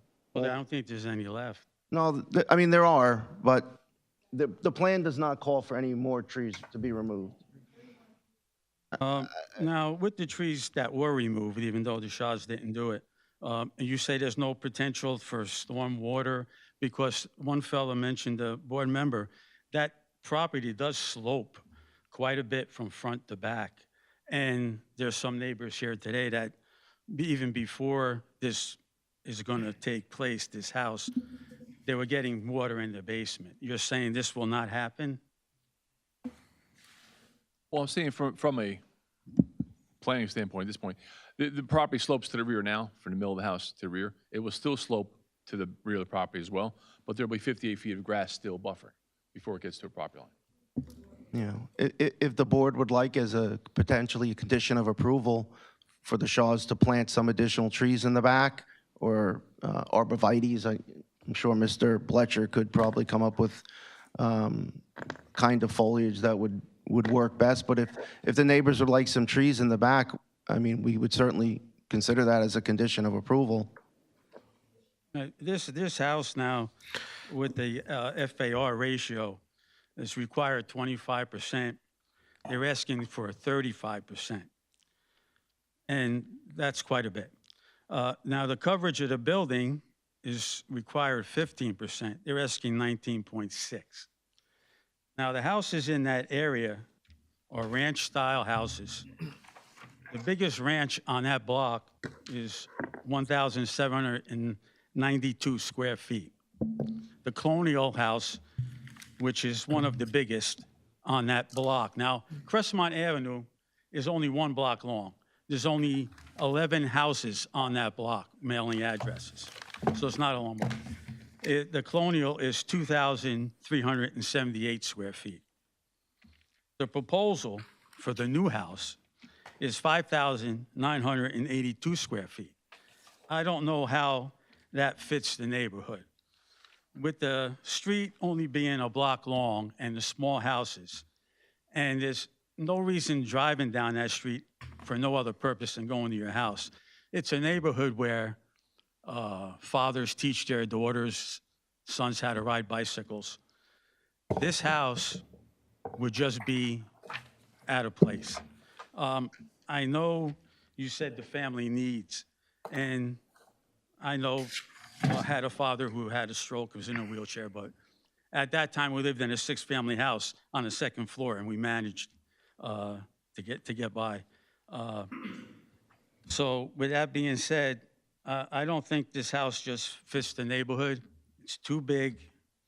It doesn't belong. I don't know if they purchased a lot before or after their needs, but I just feel that this house is just doesn't fit the neighborhood at all. Thank you. Thank you very much, sir. Anyone else within 200 feet of subject site want to be heard? Judith Levine. Oh, hold on. Raise your right hand. Sorry. Do you solemnly swear or affirm to tell the whole truth, nothing but the truth, so help you God? Yes, And just pull the microphone close to you. there you go. It's Judith Levine. Judith Levine, 4 Crestmont Avenue, across the street. So I am concerned about a big, big house. I walk the block, and there's nothing like that. I'm in a split, and there are ranches and stuff, so I don't know where the big, big houses are that were being mentioned. So which house on Crestmont were you referring to that was big? I'm sorry, that in the neighborhood, there's a couple of new homes. Well, there's one new home being built in the corner. I think your home is a split level out front. Yeah, and this home is going to meet the height requirements and the width requirements. From your point of view, it's going to be completely conforming from the front view. It's just a little deeper. It's 2 feet deeper. Yeah, a lot of water and stuff too that I'm worried about, with stuff coming in and on my property and stuff. I don't think for you're across the street on Crestmont, you have zero impact on your drainage. Because nothing, the front yard drains to the street now, and it was still drains to the street. There'd be zero impact on you. I just feel like it's a big house for the area, and they aren't like that on Crestmont. It says it's an avenue, but it's like a little road. That's what it is. All right, thank you. Thank you very much. Anyone else within 200 feet of subject site wanting to be heard? Please approach.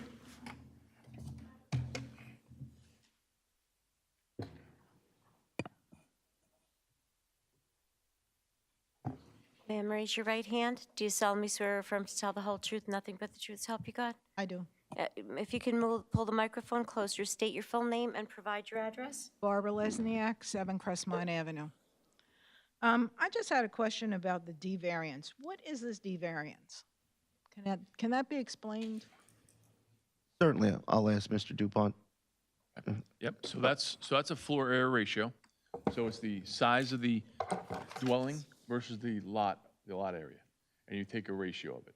So you're allowed 25% of the lot can be size of the house, and we're asking for 0.35 instead. That's Why do you need so much more? well, as we said, we do have an applicant who is an elderly gentleman that does need dialysis now. He needs a little more room and space for himself. Need 6,000 square feet, room and space for an elderly gentleman. That's a lot of room. Well, it's That's 3,000 square feet up top, 3,000 square feet on the bottom. I live in a 1,500 square foot home. That's 3 times my size of my house. right. Don't forget too, his niece's family will be living with him too. So I understand that. But I don't think it is appropriate for the neighborhood, for the size of the property. We don't have anything like that in our area. Well, we do. I shouldn't say we have it in our area. We have nothing like that on our block or in the vicinity, that close or that big. There is something on Livingston. I think it's about 7,000 or 8,000 square feet. I call it the Jetson home. It's huge. There's also one on Greenwich, right? Yeah, this one I agree. One, Behind- something was just built on Greenwich. I Okay. don't know how big that house is. Do Okay. you? No, but there's a I'm large house asking. under That construction house right is now on right Greenwich. behind Ma'am, me, hold but on, hold on. We have a reporter who's taking everything down. Only one person can talk at a time, so I would appreciate if we'd restrict ourselves to that. I need a clear record. I'd like to know how big that house is at Greenwich. I don't really know. And that is the first house that just came into the neighborhood. We're not that big. That house is not, suitable for that area. It's just going to take up, and the concern really too, 31 trees were taken down. Now, 31 trees, if you're worried about pollution, people, climate change, why are you taking down all these trees to develop an area? I can see if you want to go somewhere and put a new development in, and you're building new homes in a new development, but knock down those trees, and that house that's there was just remodeled last year. Just redone, modeled and put back up for sale. And then it was resold and bought so that it could be a knockdown. Again, Ms. Lesniak, I agree with you. I like trees. We didn't take down the trees as a condition.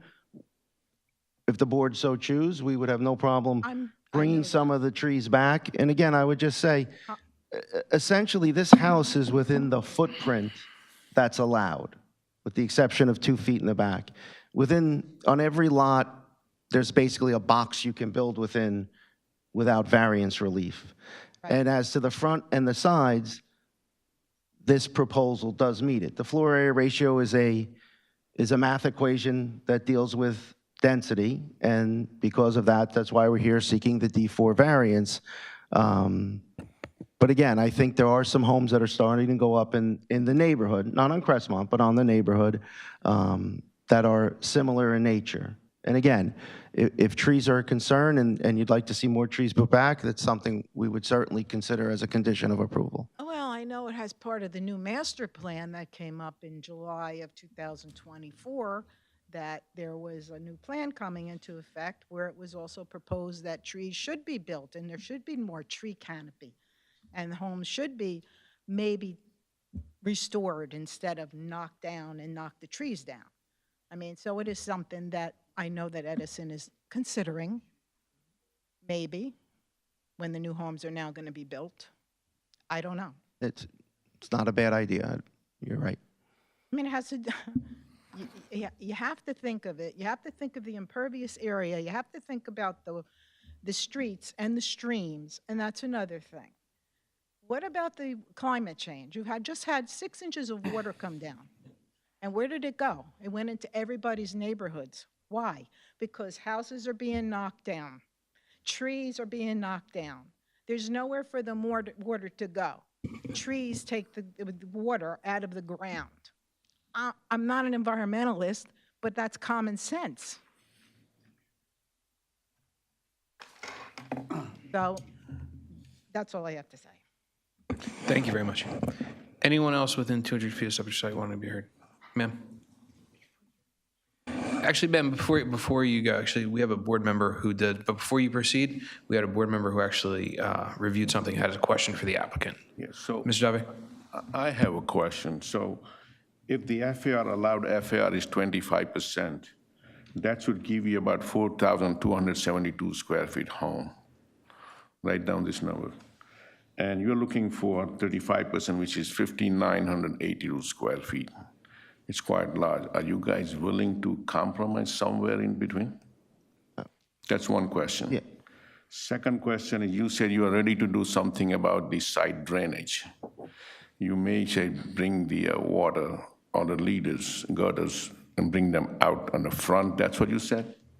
That can certainly be done. They could bring the roof leaders to the front of the property, for sure. That's one, and maybe a seepage pit and put some water underground, small rain, so it doesn't rain down. We need to hear more about how you're going to drain the site. I don't want to make it worse for the neighbors. Okay, so just, we could certainly, and again, I guess I'm speaking as a professional engineer now, too. If I may, Mr. Chairman, since his qualifications would allow me to qualify him as an engineer, and if he's going to give engineering testimony, and I'm happy to have him renew his credentials, but I think the board's familiar with it. Can we also, if it's the board's pleasure, qualify him as an engineer? Your engineering license is current and good standing? It is. You may proceed. Thank you. Thank you. So certainly, we could certainly do some engineering improvements to help the drainage. We could do seepage pits, we could do roof leaders down to a seepage pit or a stone pit in the ground and recharge groundwater like we're supposed to now. Additional plantings along the back isn't a bad idea either. I mean, I was on the property on Sunday, and there's trees there, but I didn't realize there was 30 trees taken out. Additional plantings, perhaps 2 seepage pits, like stone pits by the rear roof leaders, is probably the right compromise. You create some kind of the earthen berm where you hold the water some, and then slowly it would seep down. Temporary it can hold like a dam. Along the back property I line. just want to hear from you guys how you're going to make it not I'm worse. thinking we do a stone, I'm thinking we take both roof leaders in the rear, and let's go into the ground, and let's put a stone pit there and recharge the groundwater. I think that's going to take up most of it. I'll hear from you guys, whatever you guys want to propose. That's what I'll do. Board would like to see, what you're proposing. We would propose that, as he's indicated, along with, I think, some additional plantings along the back property line in order to do what you just said, which is almost to create a buffer or a dam along the back. In response to your first question, sir, as I'm looking at this, what we could do is, if we take out the third garage, to make it a 2-car garage, that would remove about 240 square feet, okay? And we could move the entire house 2 feet forward, and it would remove not only the rear yard setback, because we could move it forward too. We would go from 58 to 60, get rid of that variance completely. And the 240 square feet, I'm not a mathematician, that's why Mom sent me to law school, but we're at 30.2, and if we get rid of that 240 square feet, we would be at 30, or just about under, and we could get rid of that variance for the max building and pavement coverage. And I think that would get rid of 2 of the variances, make the house a little bit smaller, take away that third garage, which I think is the element of the house that's kind of in the front, address the rear drainage with the 2 seepage pits, as Mr. Dupont testified to, and some plantings along the rear property line. And I think those 2 will not only alleviate any issues, but I think significantly improve it. Is that fair to say? I definitely think that's an improvement over today and certainly. You guys have a full basement as well. It's going to be unfinished, right? You have separate access from the back.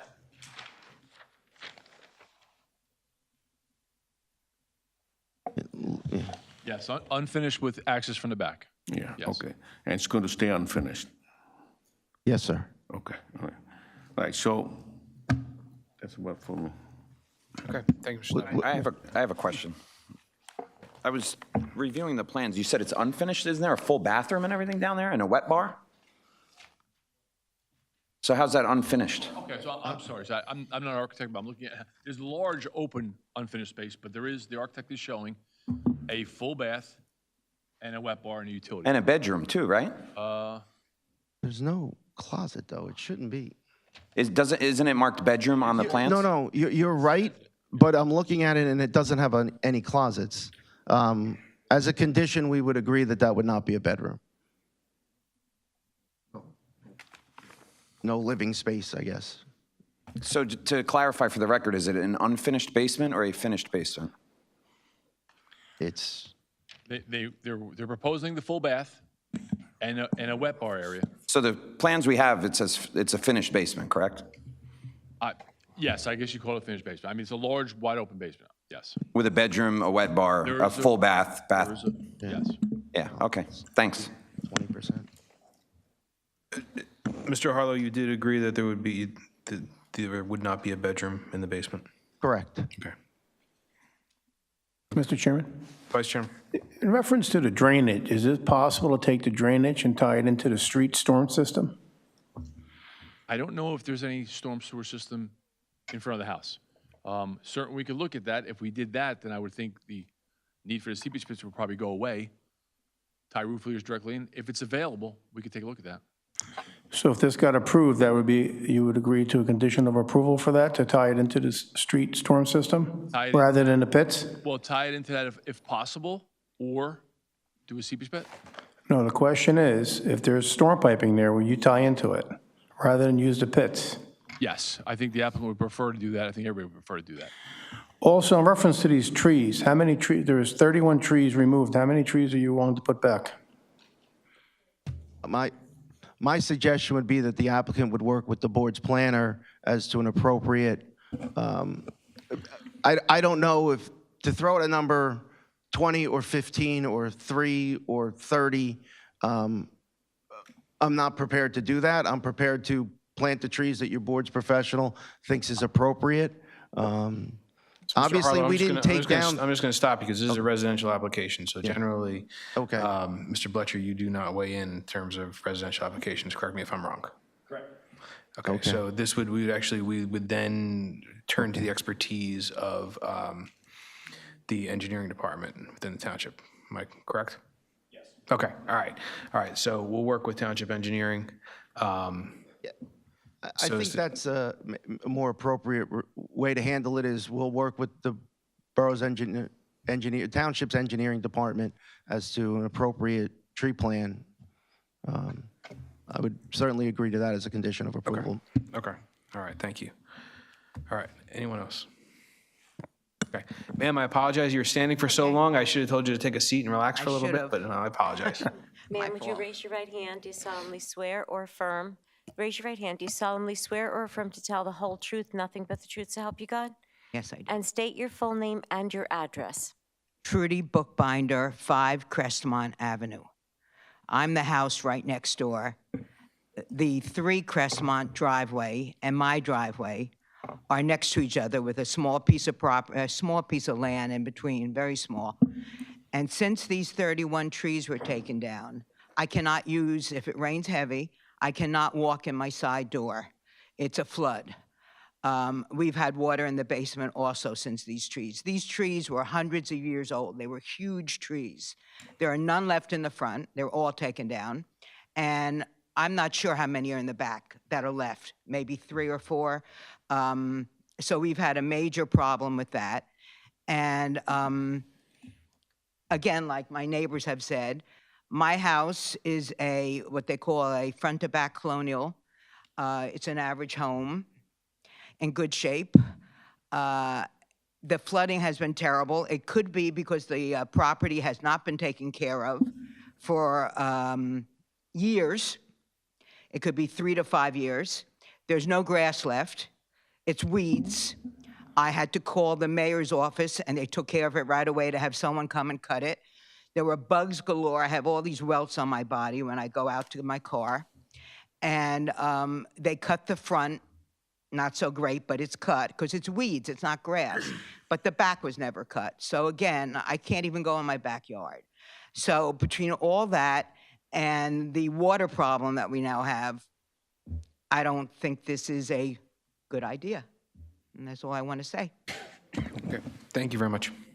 Anyone else within 200 feet of subject site wanting to be heard? Anyone outside 200 feet? Can I get a motion to close the public portion? Motion to close public portion. Second. Motion made by Vice Chairman O'Gorman, second by Mr. Schneider. All in favor signify by saying aye. Aye. Opposed, nay. The ayes have it. Public portion is now closed. Mr. Harlow, have anything for summation? Yes. So essentially, I think Mr. DuPont laid out the required testimony necessary for the board to grant the C and D variances that are sought.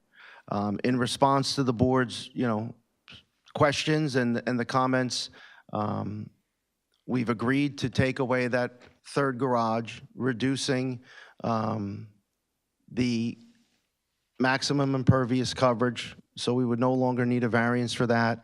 If we move, as a result, we can move the entire structure 2 feet closer to get rid of the rear yard setback.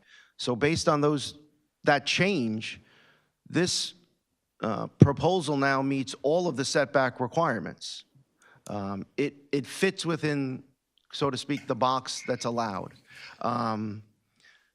We are certainly happy, as indicated, to address the issue of the trees and to return some of them. Again, the Shaws bought the property as is. They didn't remove the trees. They're happy to try and work with the township to rectify that problem.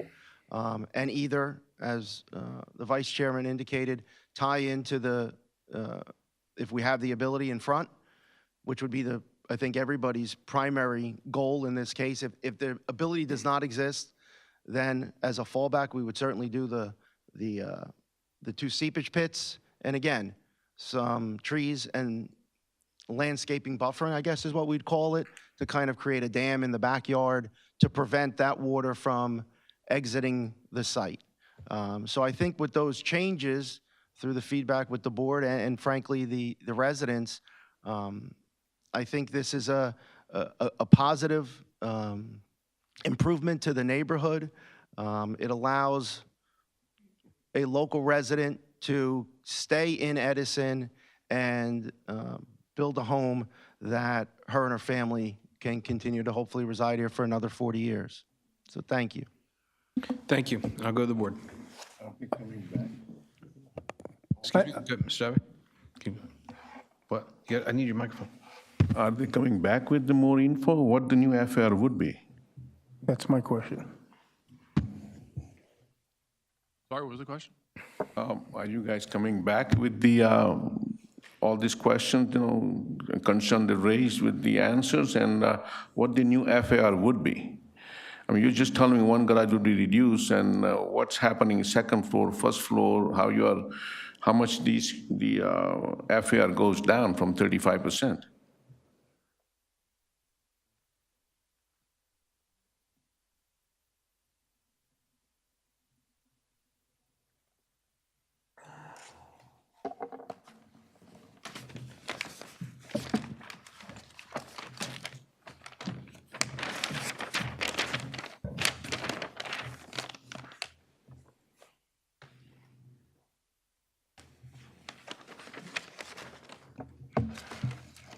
All right, so I think we don't intend to come back, but we will agree to all the conditions set forth so far, and a floor area ratio of probably 0.325 is what we think when we take that garage piece off, we'll be down to 0.325 instead of 0.35. What is it? 0.325? 0.325. And if it turns out that the garage doesn't accommodate that, we'll reduce it to get to that number. But again, it would remove the other 2 variances that were sought. And we will have to submit to your township engineering office for approval of the plot plan. Can you go down to 30%? That's larger than the garage. That's, Okay, squeeze the building on all 4 sides a little bit. You'll get rid of most of the variance, and then you're looking for That would probably good, require, generous variance from us. that would probably require me to go ask for a short break to go talk to the clients. You have it. Okay. Mr. Chairman. Want the gavel? I'm gonna go back and take a nap. All right, we'll give you 5 minutes. Okay. All right.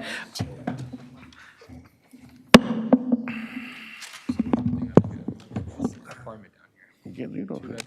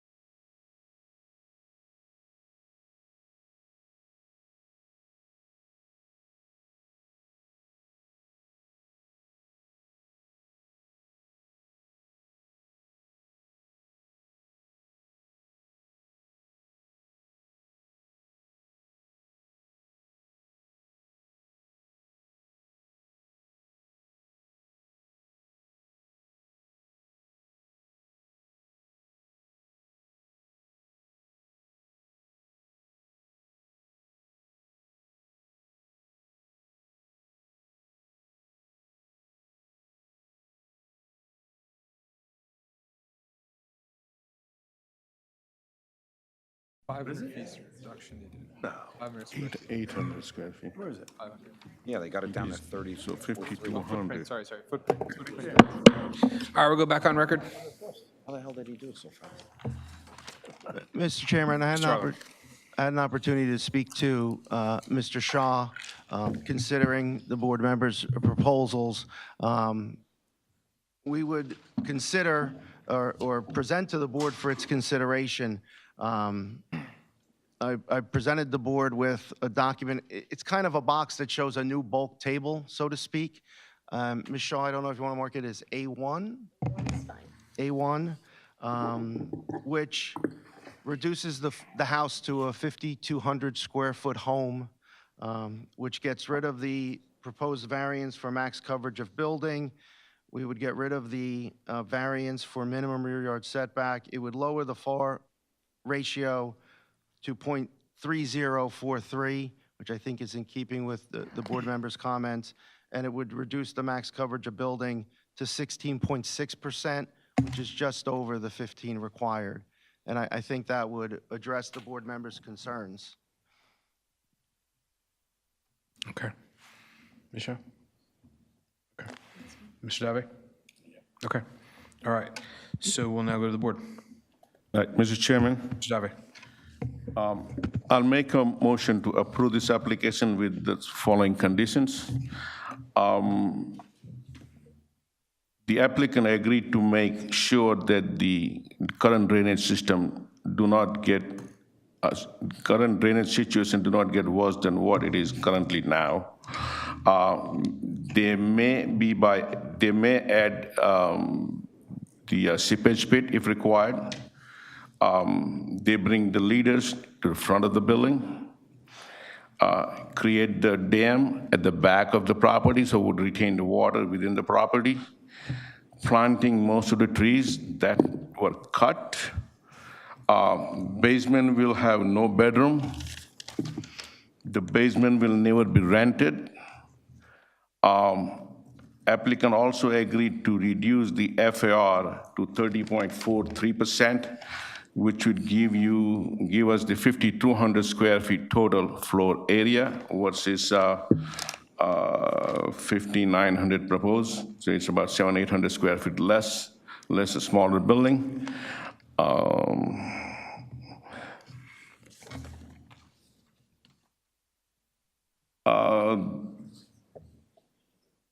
This motion will also incorporate all of the testimony of the applicant, attorney, planners, engineers, and member of the board, as well as incorporate of the conditions that been just listed now.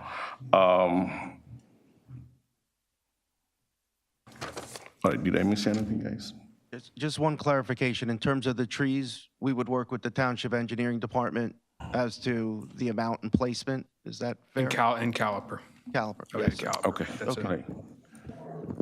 And Mr. Chairman, in reference to the drainage, if there's a storm piping in the street, you'll tie into that, not go to the That's pit. door number one, right? Right. Okay, thank you. Okay. All right. Motion made. Is there a second? Second. Motion made by Mr. Dave, seconded by Mr. Sadata. Roll call, please. Mr. Chhabra? Yes, the motion. Mr. Cerrito? Yes on the motion. Mr. Schneider? Yes to the motion. Mr. DeVay? Yes on the motion. Mr. Sadaha? Yes to the motion. Vice Chair O'Gorman? Yes on the motion. And Chairman Kamba? Yes on the motion. Unanimous approval. Congratulations. Thank you very much. Okay. Before we move to the next case, we have a Cub Scout with us from the Metuchen Council, Mr. Braden McCabe. Mr. McCabe is entering the 8th grade at St. Francis Cathedral School, and he's here with us this evening for his Citizenship in the Community badge. So Braden, thank you so much for being with us. We hope you learned something, and good luck. All right, thank you.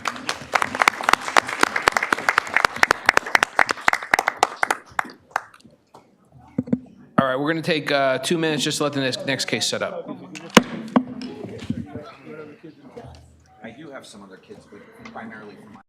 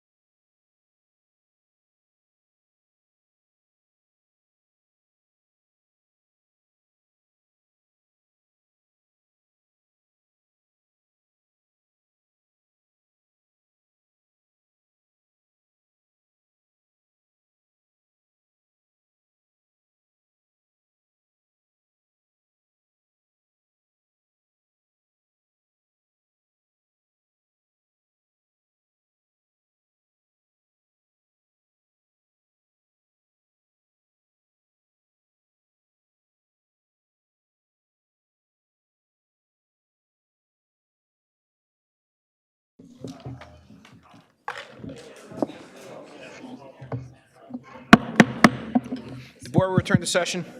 Madam Secretary, next case on the agenda, please. Case number Z33, 2024, Asian Fresh of Edison LLC at 1829 to 1837 Lincoln Highway. Applicant is proposing preliminary and final site plan approval to convert the existing vacant retail music store to an Asian food market. The standards have not been met in accordance with the master plan. Existing minimum front yard required is 30 feet, proposed is 5 feet. Maximum lot coverage required is 25%, proposed is 39.5%. Max FAR required is 0.25, proposed is 0.39. Affected property is located in the GB zone, designated as block number 104.06, lot numbers 10.01 and 14.02 on the Edison Township tax map. All noticing paperwork is in order. Good evening, council. Good evening, Mr. Chairman, members of the board, and your professionals. David Himmelman, I am the attorney for the applicant, Asian Fresh of Edison, and I just have a brief opening statement, and I know the evening's late, so we'll try and proceed expeditiously. Thank you. Just before you proceed, would you just move that podium just a little closer to you? That's perfect. We want to make sure you're better? Yeah, that's great. We want to make sure you can hear you at home. Okay. As you are aware, the applicant, for the record, is Asian Fresh of Edison, Inc. The applicant, as you know, has applied to your board for preliminary and final site plan approval, along with D variance and C bulk variances to occupy the former Sam Ash Music space as an Asian retail food market. And for the record, the property is identified as block 104.06, lots 10.01 and 14.02, located at 1829, 1837 Lincoln Highway, although we all know it is Route 27, and of course that's designated on your tax map in Edison. The property consists of approximately 1.2924 acres and is located in the GB General Business District of the township. The retail and personal service use are permitted in that zone. The application consists of utilizing approximately 14,478 square feet of the retail space. A loading area, refuse storage area, and new landscaping and lighting are also being proposed as part of this application. The applicant seeks D variance for maximum floor area ratio, where 0.25 required and 0.39 is existing, and proposed is the same, and that's an existing nonconformity. There are also other C bulk variances, which are existing nonconformities that we also seek, which our engineer and planner will identify. As you know from the documentation and reports submitted as part of the application, the applicant's engineer undertook and issued a parking generation study report after performing a study of similar retail stores. And this was really an outgrowth of the various TRC meetings that we had before we reached this evening. The report, which you'll hear, concluded that the actual field studies conducted demonstrated during peak hours, typically Saturday and Sunday midday, that adequate parking will be available at the property. And you'll note from your planner's report that while 103 spaces are technically required, based upon the studies and the data that we collected, we believe that 68 spaces would be necessary. We're here 63 spaces or 62 spaces proposed, and thus you'll hear from our engineer that given the tenant mix of the property and the proposed use, that all can adequately function given the total number of available spaces on the lot. Also, as a result of the various TRC meetings, the applicant also undertook and submitted a traffic impact report outlining how the change in use will affect queuing at the intersection, Route 27, and whether the change in use poses any detriments. The report prepared by McDonough and Ray Associates concluded that reoccupancy of the existing retail building will not, in their estimation, generate significant increase in traffic and will not have a noticeable impact on existing traffic vehicle queuing at the intersection of Route 27 and Plainfield Avenue. The applicant has several witnesses this evening. The applicant, Yan Lee, who's to my left, will testify as to the proposed use and general operations, overall operations of the proposed Asian market. Mark Lieber, our professional planner and engineer, will testify on the site plan and address the justifications for the various variances. Isang Yuan Chen, our architect, is here, who will testify on the floor plan and elevations. And Jay Troutman, our traffic engineer, will testify on the outline and his conclusions in the traffic impact report. And of course, the applicant is prepared to address all of your professional review memorandum and will do so during testimony. Chairman, I don't have anything further, and if the board or you or your professionals don't have any questions at this time, we could proceed with our first witness. Okay, you can proceed. I just want to remind you, it's 9:29. We usually go to about 10:30 and see where we are. So, you know, this is a big application. We want to make sure we give it the due diligence that it deserves. So I just want to put that out there. And I understand that, and given the late hour, we will move expeditiously, but also recognizing that we need to address a lot of issues. Appreciate it. Thank you very much. Okay. Our first witness, we would have to swear in Yan Lin, who is a representative of the applicant. Do you solemnly swear or affirm to tell the whole truth, nothing but the truth, so help you God? Yes, I do. If you could please pull the microphone Yes, I close. do. Okay, and state your full name for the record. Yan Lin, Y-A-N, last name's L-I-N. Good evening, Ms. Lin. You've obviously identified your name, but could you also describe your affiliation to the applicant, Asian Fresh of Edison, Inc., for the record, please? Yeah, I'm a shareholder of the market, and also I'm the shareholder of the property that we just purchased last year. Okay, and for the record, the property owner is 1825 Property LLC, is that correct? That's correct. Okay, and you're also a shareholder of that LLC as well? Yes. Okay, very good. And you purchased the property, when you say you, when did 1825 Property LLC purchase the property in question? May 10th, 2024. Okay.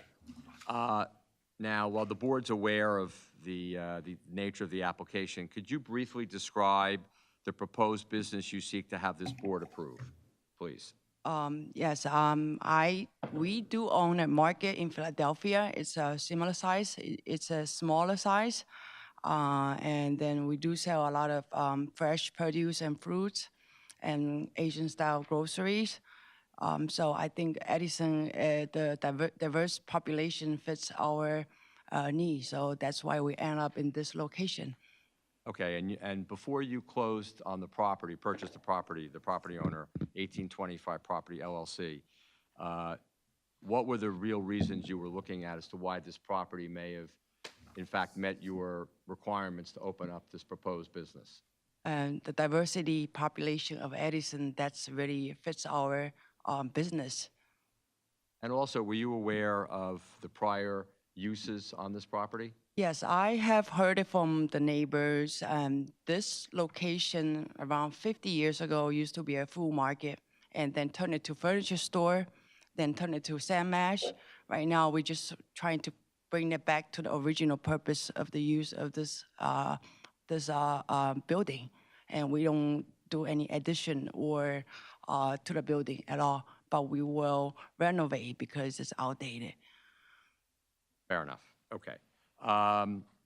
With regard to overall operations, how many employees do you intend to have for the proposed market, and what will be your hours of operation? Yeah, for this size, we will have peak hours is roughly 10 employees per shift. Okay. And then the hours will be 9 to 9 every day. So that'll be 9 a.m. to 9 p.m., and that'll be Yes. 7 days a week. Correct? Yes, correct. Okay. Now, with regard to the parking, do you believe, based upon your experience with your market that you currently operate in Philadelphia and what you expect to operate here, do you think that the proposed number of parking spaces at the property that currently exists are adequate for the proposed market and the other two existing tenants that are there now? Yes, because I have seen a lot of markets, because I'm in this industry. I've gone to a lot of markets with a similar kind of parking, and they have enough parking. I think we will do too. And also we have our professionals to do studies, field studies to similar market in New Jersey area that shows the proof that's enough. Okay, thank you. Just some other operational questions. What type of deliveries are you proposing for the Asian food market, and what generally will they be for? Okay, we will not have trailers or big trucks coming to the site. And like I said, we do have a store in Philadelphia, and we do have a 20,000 square feet warehouse over there. Big deliveries all go to the warehouse. And by delivering to the Edison store, we will be by small box truck or vans during non-peak hours, because we have to do business too. So there'll be your deliveries will be during off-peak hours? Yes, correct. Okay. Now, one of the items that the board's professional raised during the TRC and in their memorandum was about how refuse will be collected and arranged for on the site. Could you address that for us? Yeah, regarding the waste, I have consulted with my waste company currently. We do have a waste company right now that picks up our trash for the property once a week right now, because we have 3 small tenants in the front. But they have ability to do 6 days a week. Every 6 days a week that I have, they already give me the code. Once the store is open, we will have the waste that's 6 days a week. It's 2 8-yard trash container. So you have a proposal from a waste and recycling contractor, correct? Yeah, waste industry. It's a waste industry waste LLC. This company we're using right now. And my understanding is we provided a copy of that documentation. Yes, we sent it in few weeks ago, I believe. Yes. Okay, great. Now, the buildings on the property, the retail space that you're looking to occupy for the Asian market, and the other buildings that occupy the tenants, on behalf of the property owner, will they remain in the current ownership of 1825 Property LLC, to your knowledge? Yes. Okay, very good. All right. Ms. Lynn, do you have anything else you'd like to add, or anything we didn't cover you think either operationally or any other points you would like to bring to the board's attention? Yeah, as of owner of the property and the owner of the market, we want to renovate the building interiorly and exteriorly, and the parking lot needs to be repaved, right? But since a year from now, we haven't done anything besides landscaping. We have that in place, and trash is in place. But other than that, when we move to rebuild this, not rebuild, to renovate, everything will be done. It will be nice. And the facade right now is tear down. I mean, not tear down, it needs to be fixed nicely. Okay, very good. Mr. Chairman, I don't have any further questions of Ms. Lynn, but you or your professionals might. Does the board have any questions for Ms. Lynn? Yes. Vice Chairman? In reference to your proposal for the waste, what time are they going to pick it up? What time of the day do they pick it up? Right now, they pick up, I'm not sure about this question right now. I have to ask. Be honest with you, I don't live in town, but I have not know what time they pick up right now. But they do offer 6 days a week. What time do they pick it up in Philadelphia? Oh, my Philadelphia is, it depends if it's a holiday. I have a trash pickup. Well, let me just follow up with your question. Are you able to control the times of when they'll be able to pick up the trash? In other words, so the trash doesn't build up? I think that's where Correct. it's going. So in other words, I understand under the proposal, they come 6 times a week, correct? Yes. And I presume that you will coordinate with them and have a set time each day to pick up the trash and recycling? Yes, I can talk to the salesperson to have the time arranged at what time need to be picked up every day. Presume logically that would probably be in the morning, correct? Most of trash do pick up in the morning. And then it's 6 days a week. What day don't they pick up? I believe Sunday. All right, thank you. So on that same topic, I mean, I'm just concerned that there is adjacent residential on Greenwood, so I wouldn't want pickup to occur too early. Would you be willing to give a 2-hour window of 7 a.m., between 7 a.m. and 9 a.m., so it's done prior to your opening? For the trash? Yes. Yes, we can talk to Okay. the trash So company. if so approved, that would be a condition of approval. Okay. Yes. Okay, thank you very much, appreciate that. Chairman, any other questions for Ms. Lynn? And Mr. Chair, Mr. I have a Chavez. question for the applicant. So there's 2 buildings on the proposed lot right now. What is the current use of that masonry building in the front? Do you have a tenant there? Yes, we do have tenant there. And what is the current use? One's hair salon and one is it's a kitchen cabinet display shop. So and the other one it's a light shop that sells lights for the housing. I So think. there's 3 stores in the front. Yeah. And what are their days of operations? Would you happen to know that? I'm not sure right now, but I know hair salon closed on Tuesday, but they close like around 6 o'clock, and the kitchen cabinet closed at 6. They close pretty early. Okay, thank you. Okay. Any other questions for Ms. Lynn? Mr. Dave? So the current, the building and the parking spaces that you have now at the premise, you guys are not adding any more parking, you're not changing the layout of the building, you are using existing building, just renovating them. That's correct. And currently you have tenants on the property, they are using some of your parkings, correct? Yes. Do you know what parking you have allotted them, that it will be their parking with the ADA and all this, or do you have that info? That's shared parking lot, but my engineer has done the study saying how many parking each space needs, so we had them added It will be together. separate testimony? Yeah, I think Mr. Lieber will be able to go through the tenants that are there and their allocable parking needs. Okay, all right. Thank you, Mr. Chairman. Thank you. And then the delivery, you covered that there'd be no trailers, it would be delivery by box truck or van during off-peak hours. How frequently are deliveries made? We can't arrange, like, it's really because we have warehouse in Philadelphia, we really can't arrange it on our end, say, not delivery too often, or like, I think what Ms. Lynn is saying is that the inventory is coming from their warehouse in Philadelphia. So they'll be able to control when those deliveries Yes. occur. And certainly, again, we would, to your point about the trash collection, we could certainly, the applicants can certainly agree to a condition that deliveries, even though they're coming in small trucks, would not be too early. We could stipulate to similar timeframes in the morning, if that So works. just for the record, 7 a.m. to 9 a.m.? That's fine. Okay, all right, thank you very much. Any other questions for Ms. Lynn? Okay, thank you very much. Thank you, Mr. Chairman. Okay, you can step down, but don't go anywhere. okay, thank you. Mr. Chairman, our next witness is Mark Lieber, who's our professional planner and engineer, sworn and qualified. Lieber, if you'd raise your right hand, do you solemnly swear or affirm to tell the whole truth, nothing but the truth, so help you God? Yes, I do. And state your full name for the record. It's Mark with a C, and my last name is Lieber, L-E-B-E-R. And Mr. Lieber, if you could please provide the board with a summary of your background and qualifications. Hi, good evening. I graduated with a Bachelor of Science degree in Civil Engineering from Drexel University.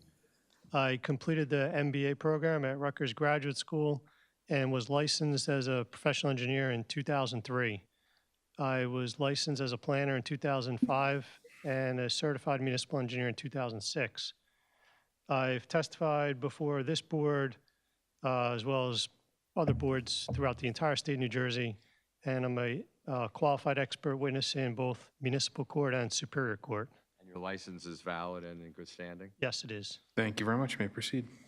Thank you, Mr. Chairman. Mr. Lieber, I know you have some photographs that you've taken that you would like to admit as an exhibit. Ms. Shah, I know that the applicant was asked, and we complied with filing all reports, application materials, and everything before this evening, but we do have some photographs, but I don't, so I don't know if there'd be a concern if we could just circulate those for the board to review as Mr. Lieber is testifying. So I would like to have them marked. Do you know how many photographs we're looking at? 8. Yeah, but 8 there, we could do it as a photographs? package. Okay, so do we have enough for the board, or how Yes. many? do we- Yes. Okay, so 8. So do you want to mark all 8? There are 8 pages marked as, or 8 photographs marked as A1? That would be perfect. Okay. Okay, Mr. Lieber, if you would, obviously you're going to introduce your discussion about the photographs, but also we'd like you to give your testimony on the proposed site plan and the various issues that have been raised by the board's professionals, including the proposed improvements for the project, and also your justification for all the variances and relief sought. So I will turn the floor over to you. Okay, while the photos are going around the room here, I'll just give you a little bit of background. So again, it's block 104.06, lots 10.01 and 14.02. It is the northeast corner of Lincoln Highway and Plainfield Avenue. As you know, Lincoln Highway is a state highway, Route 27.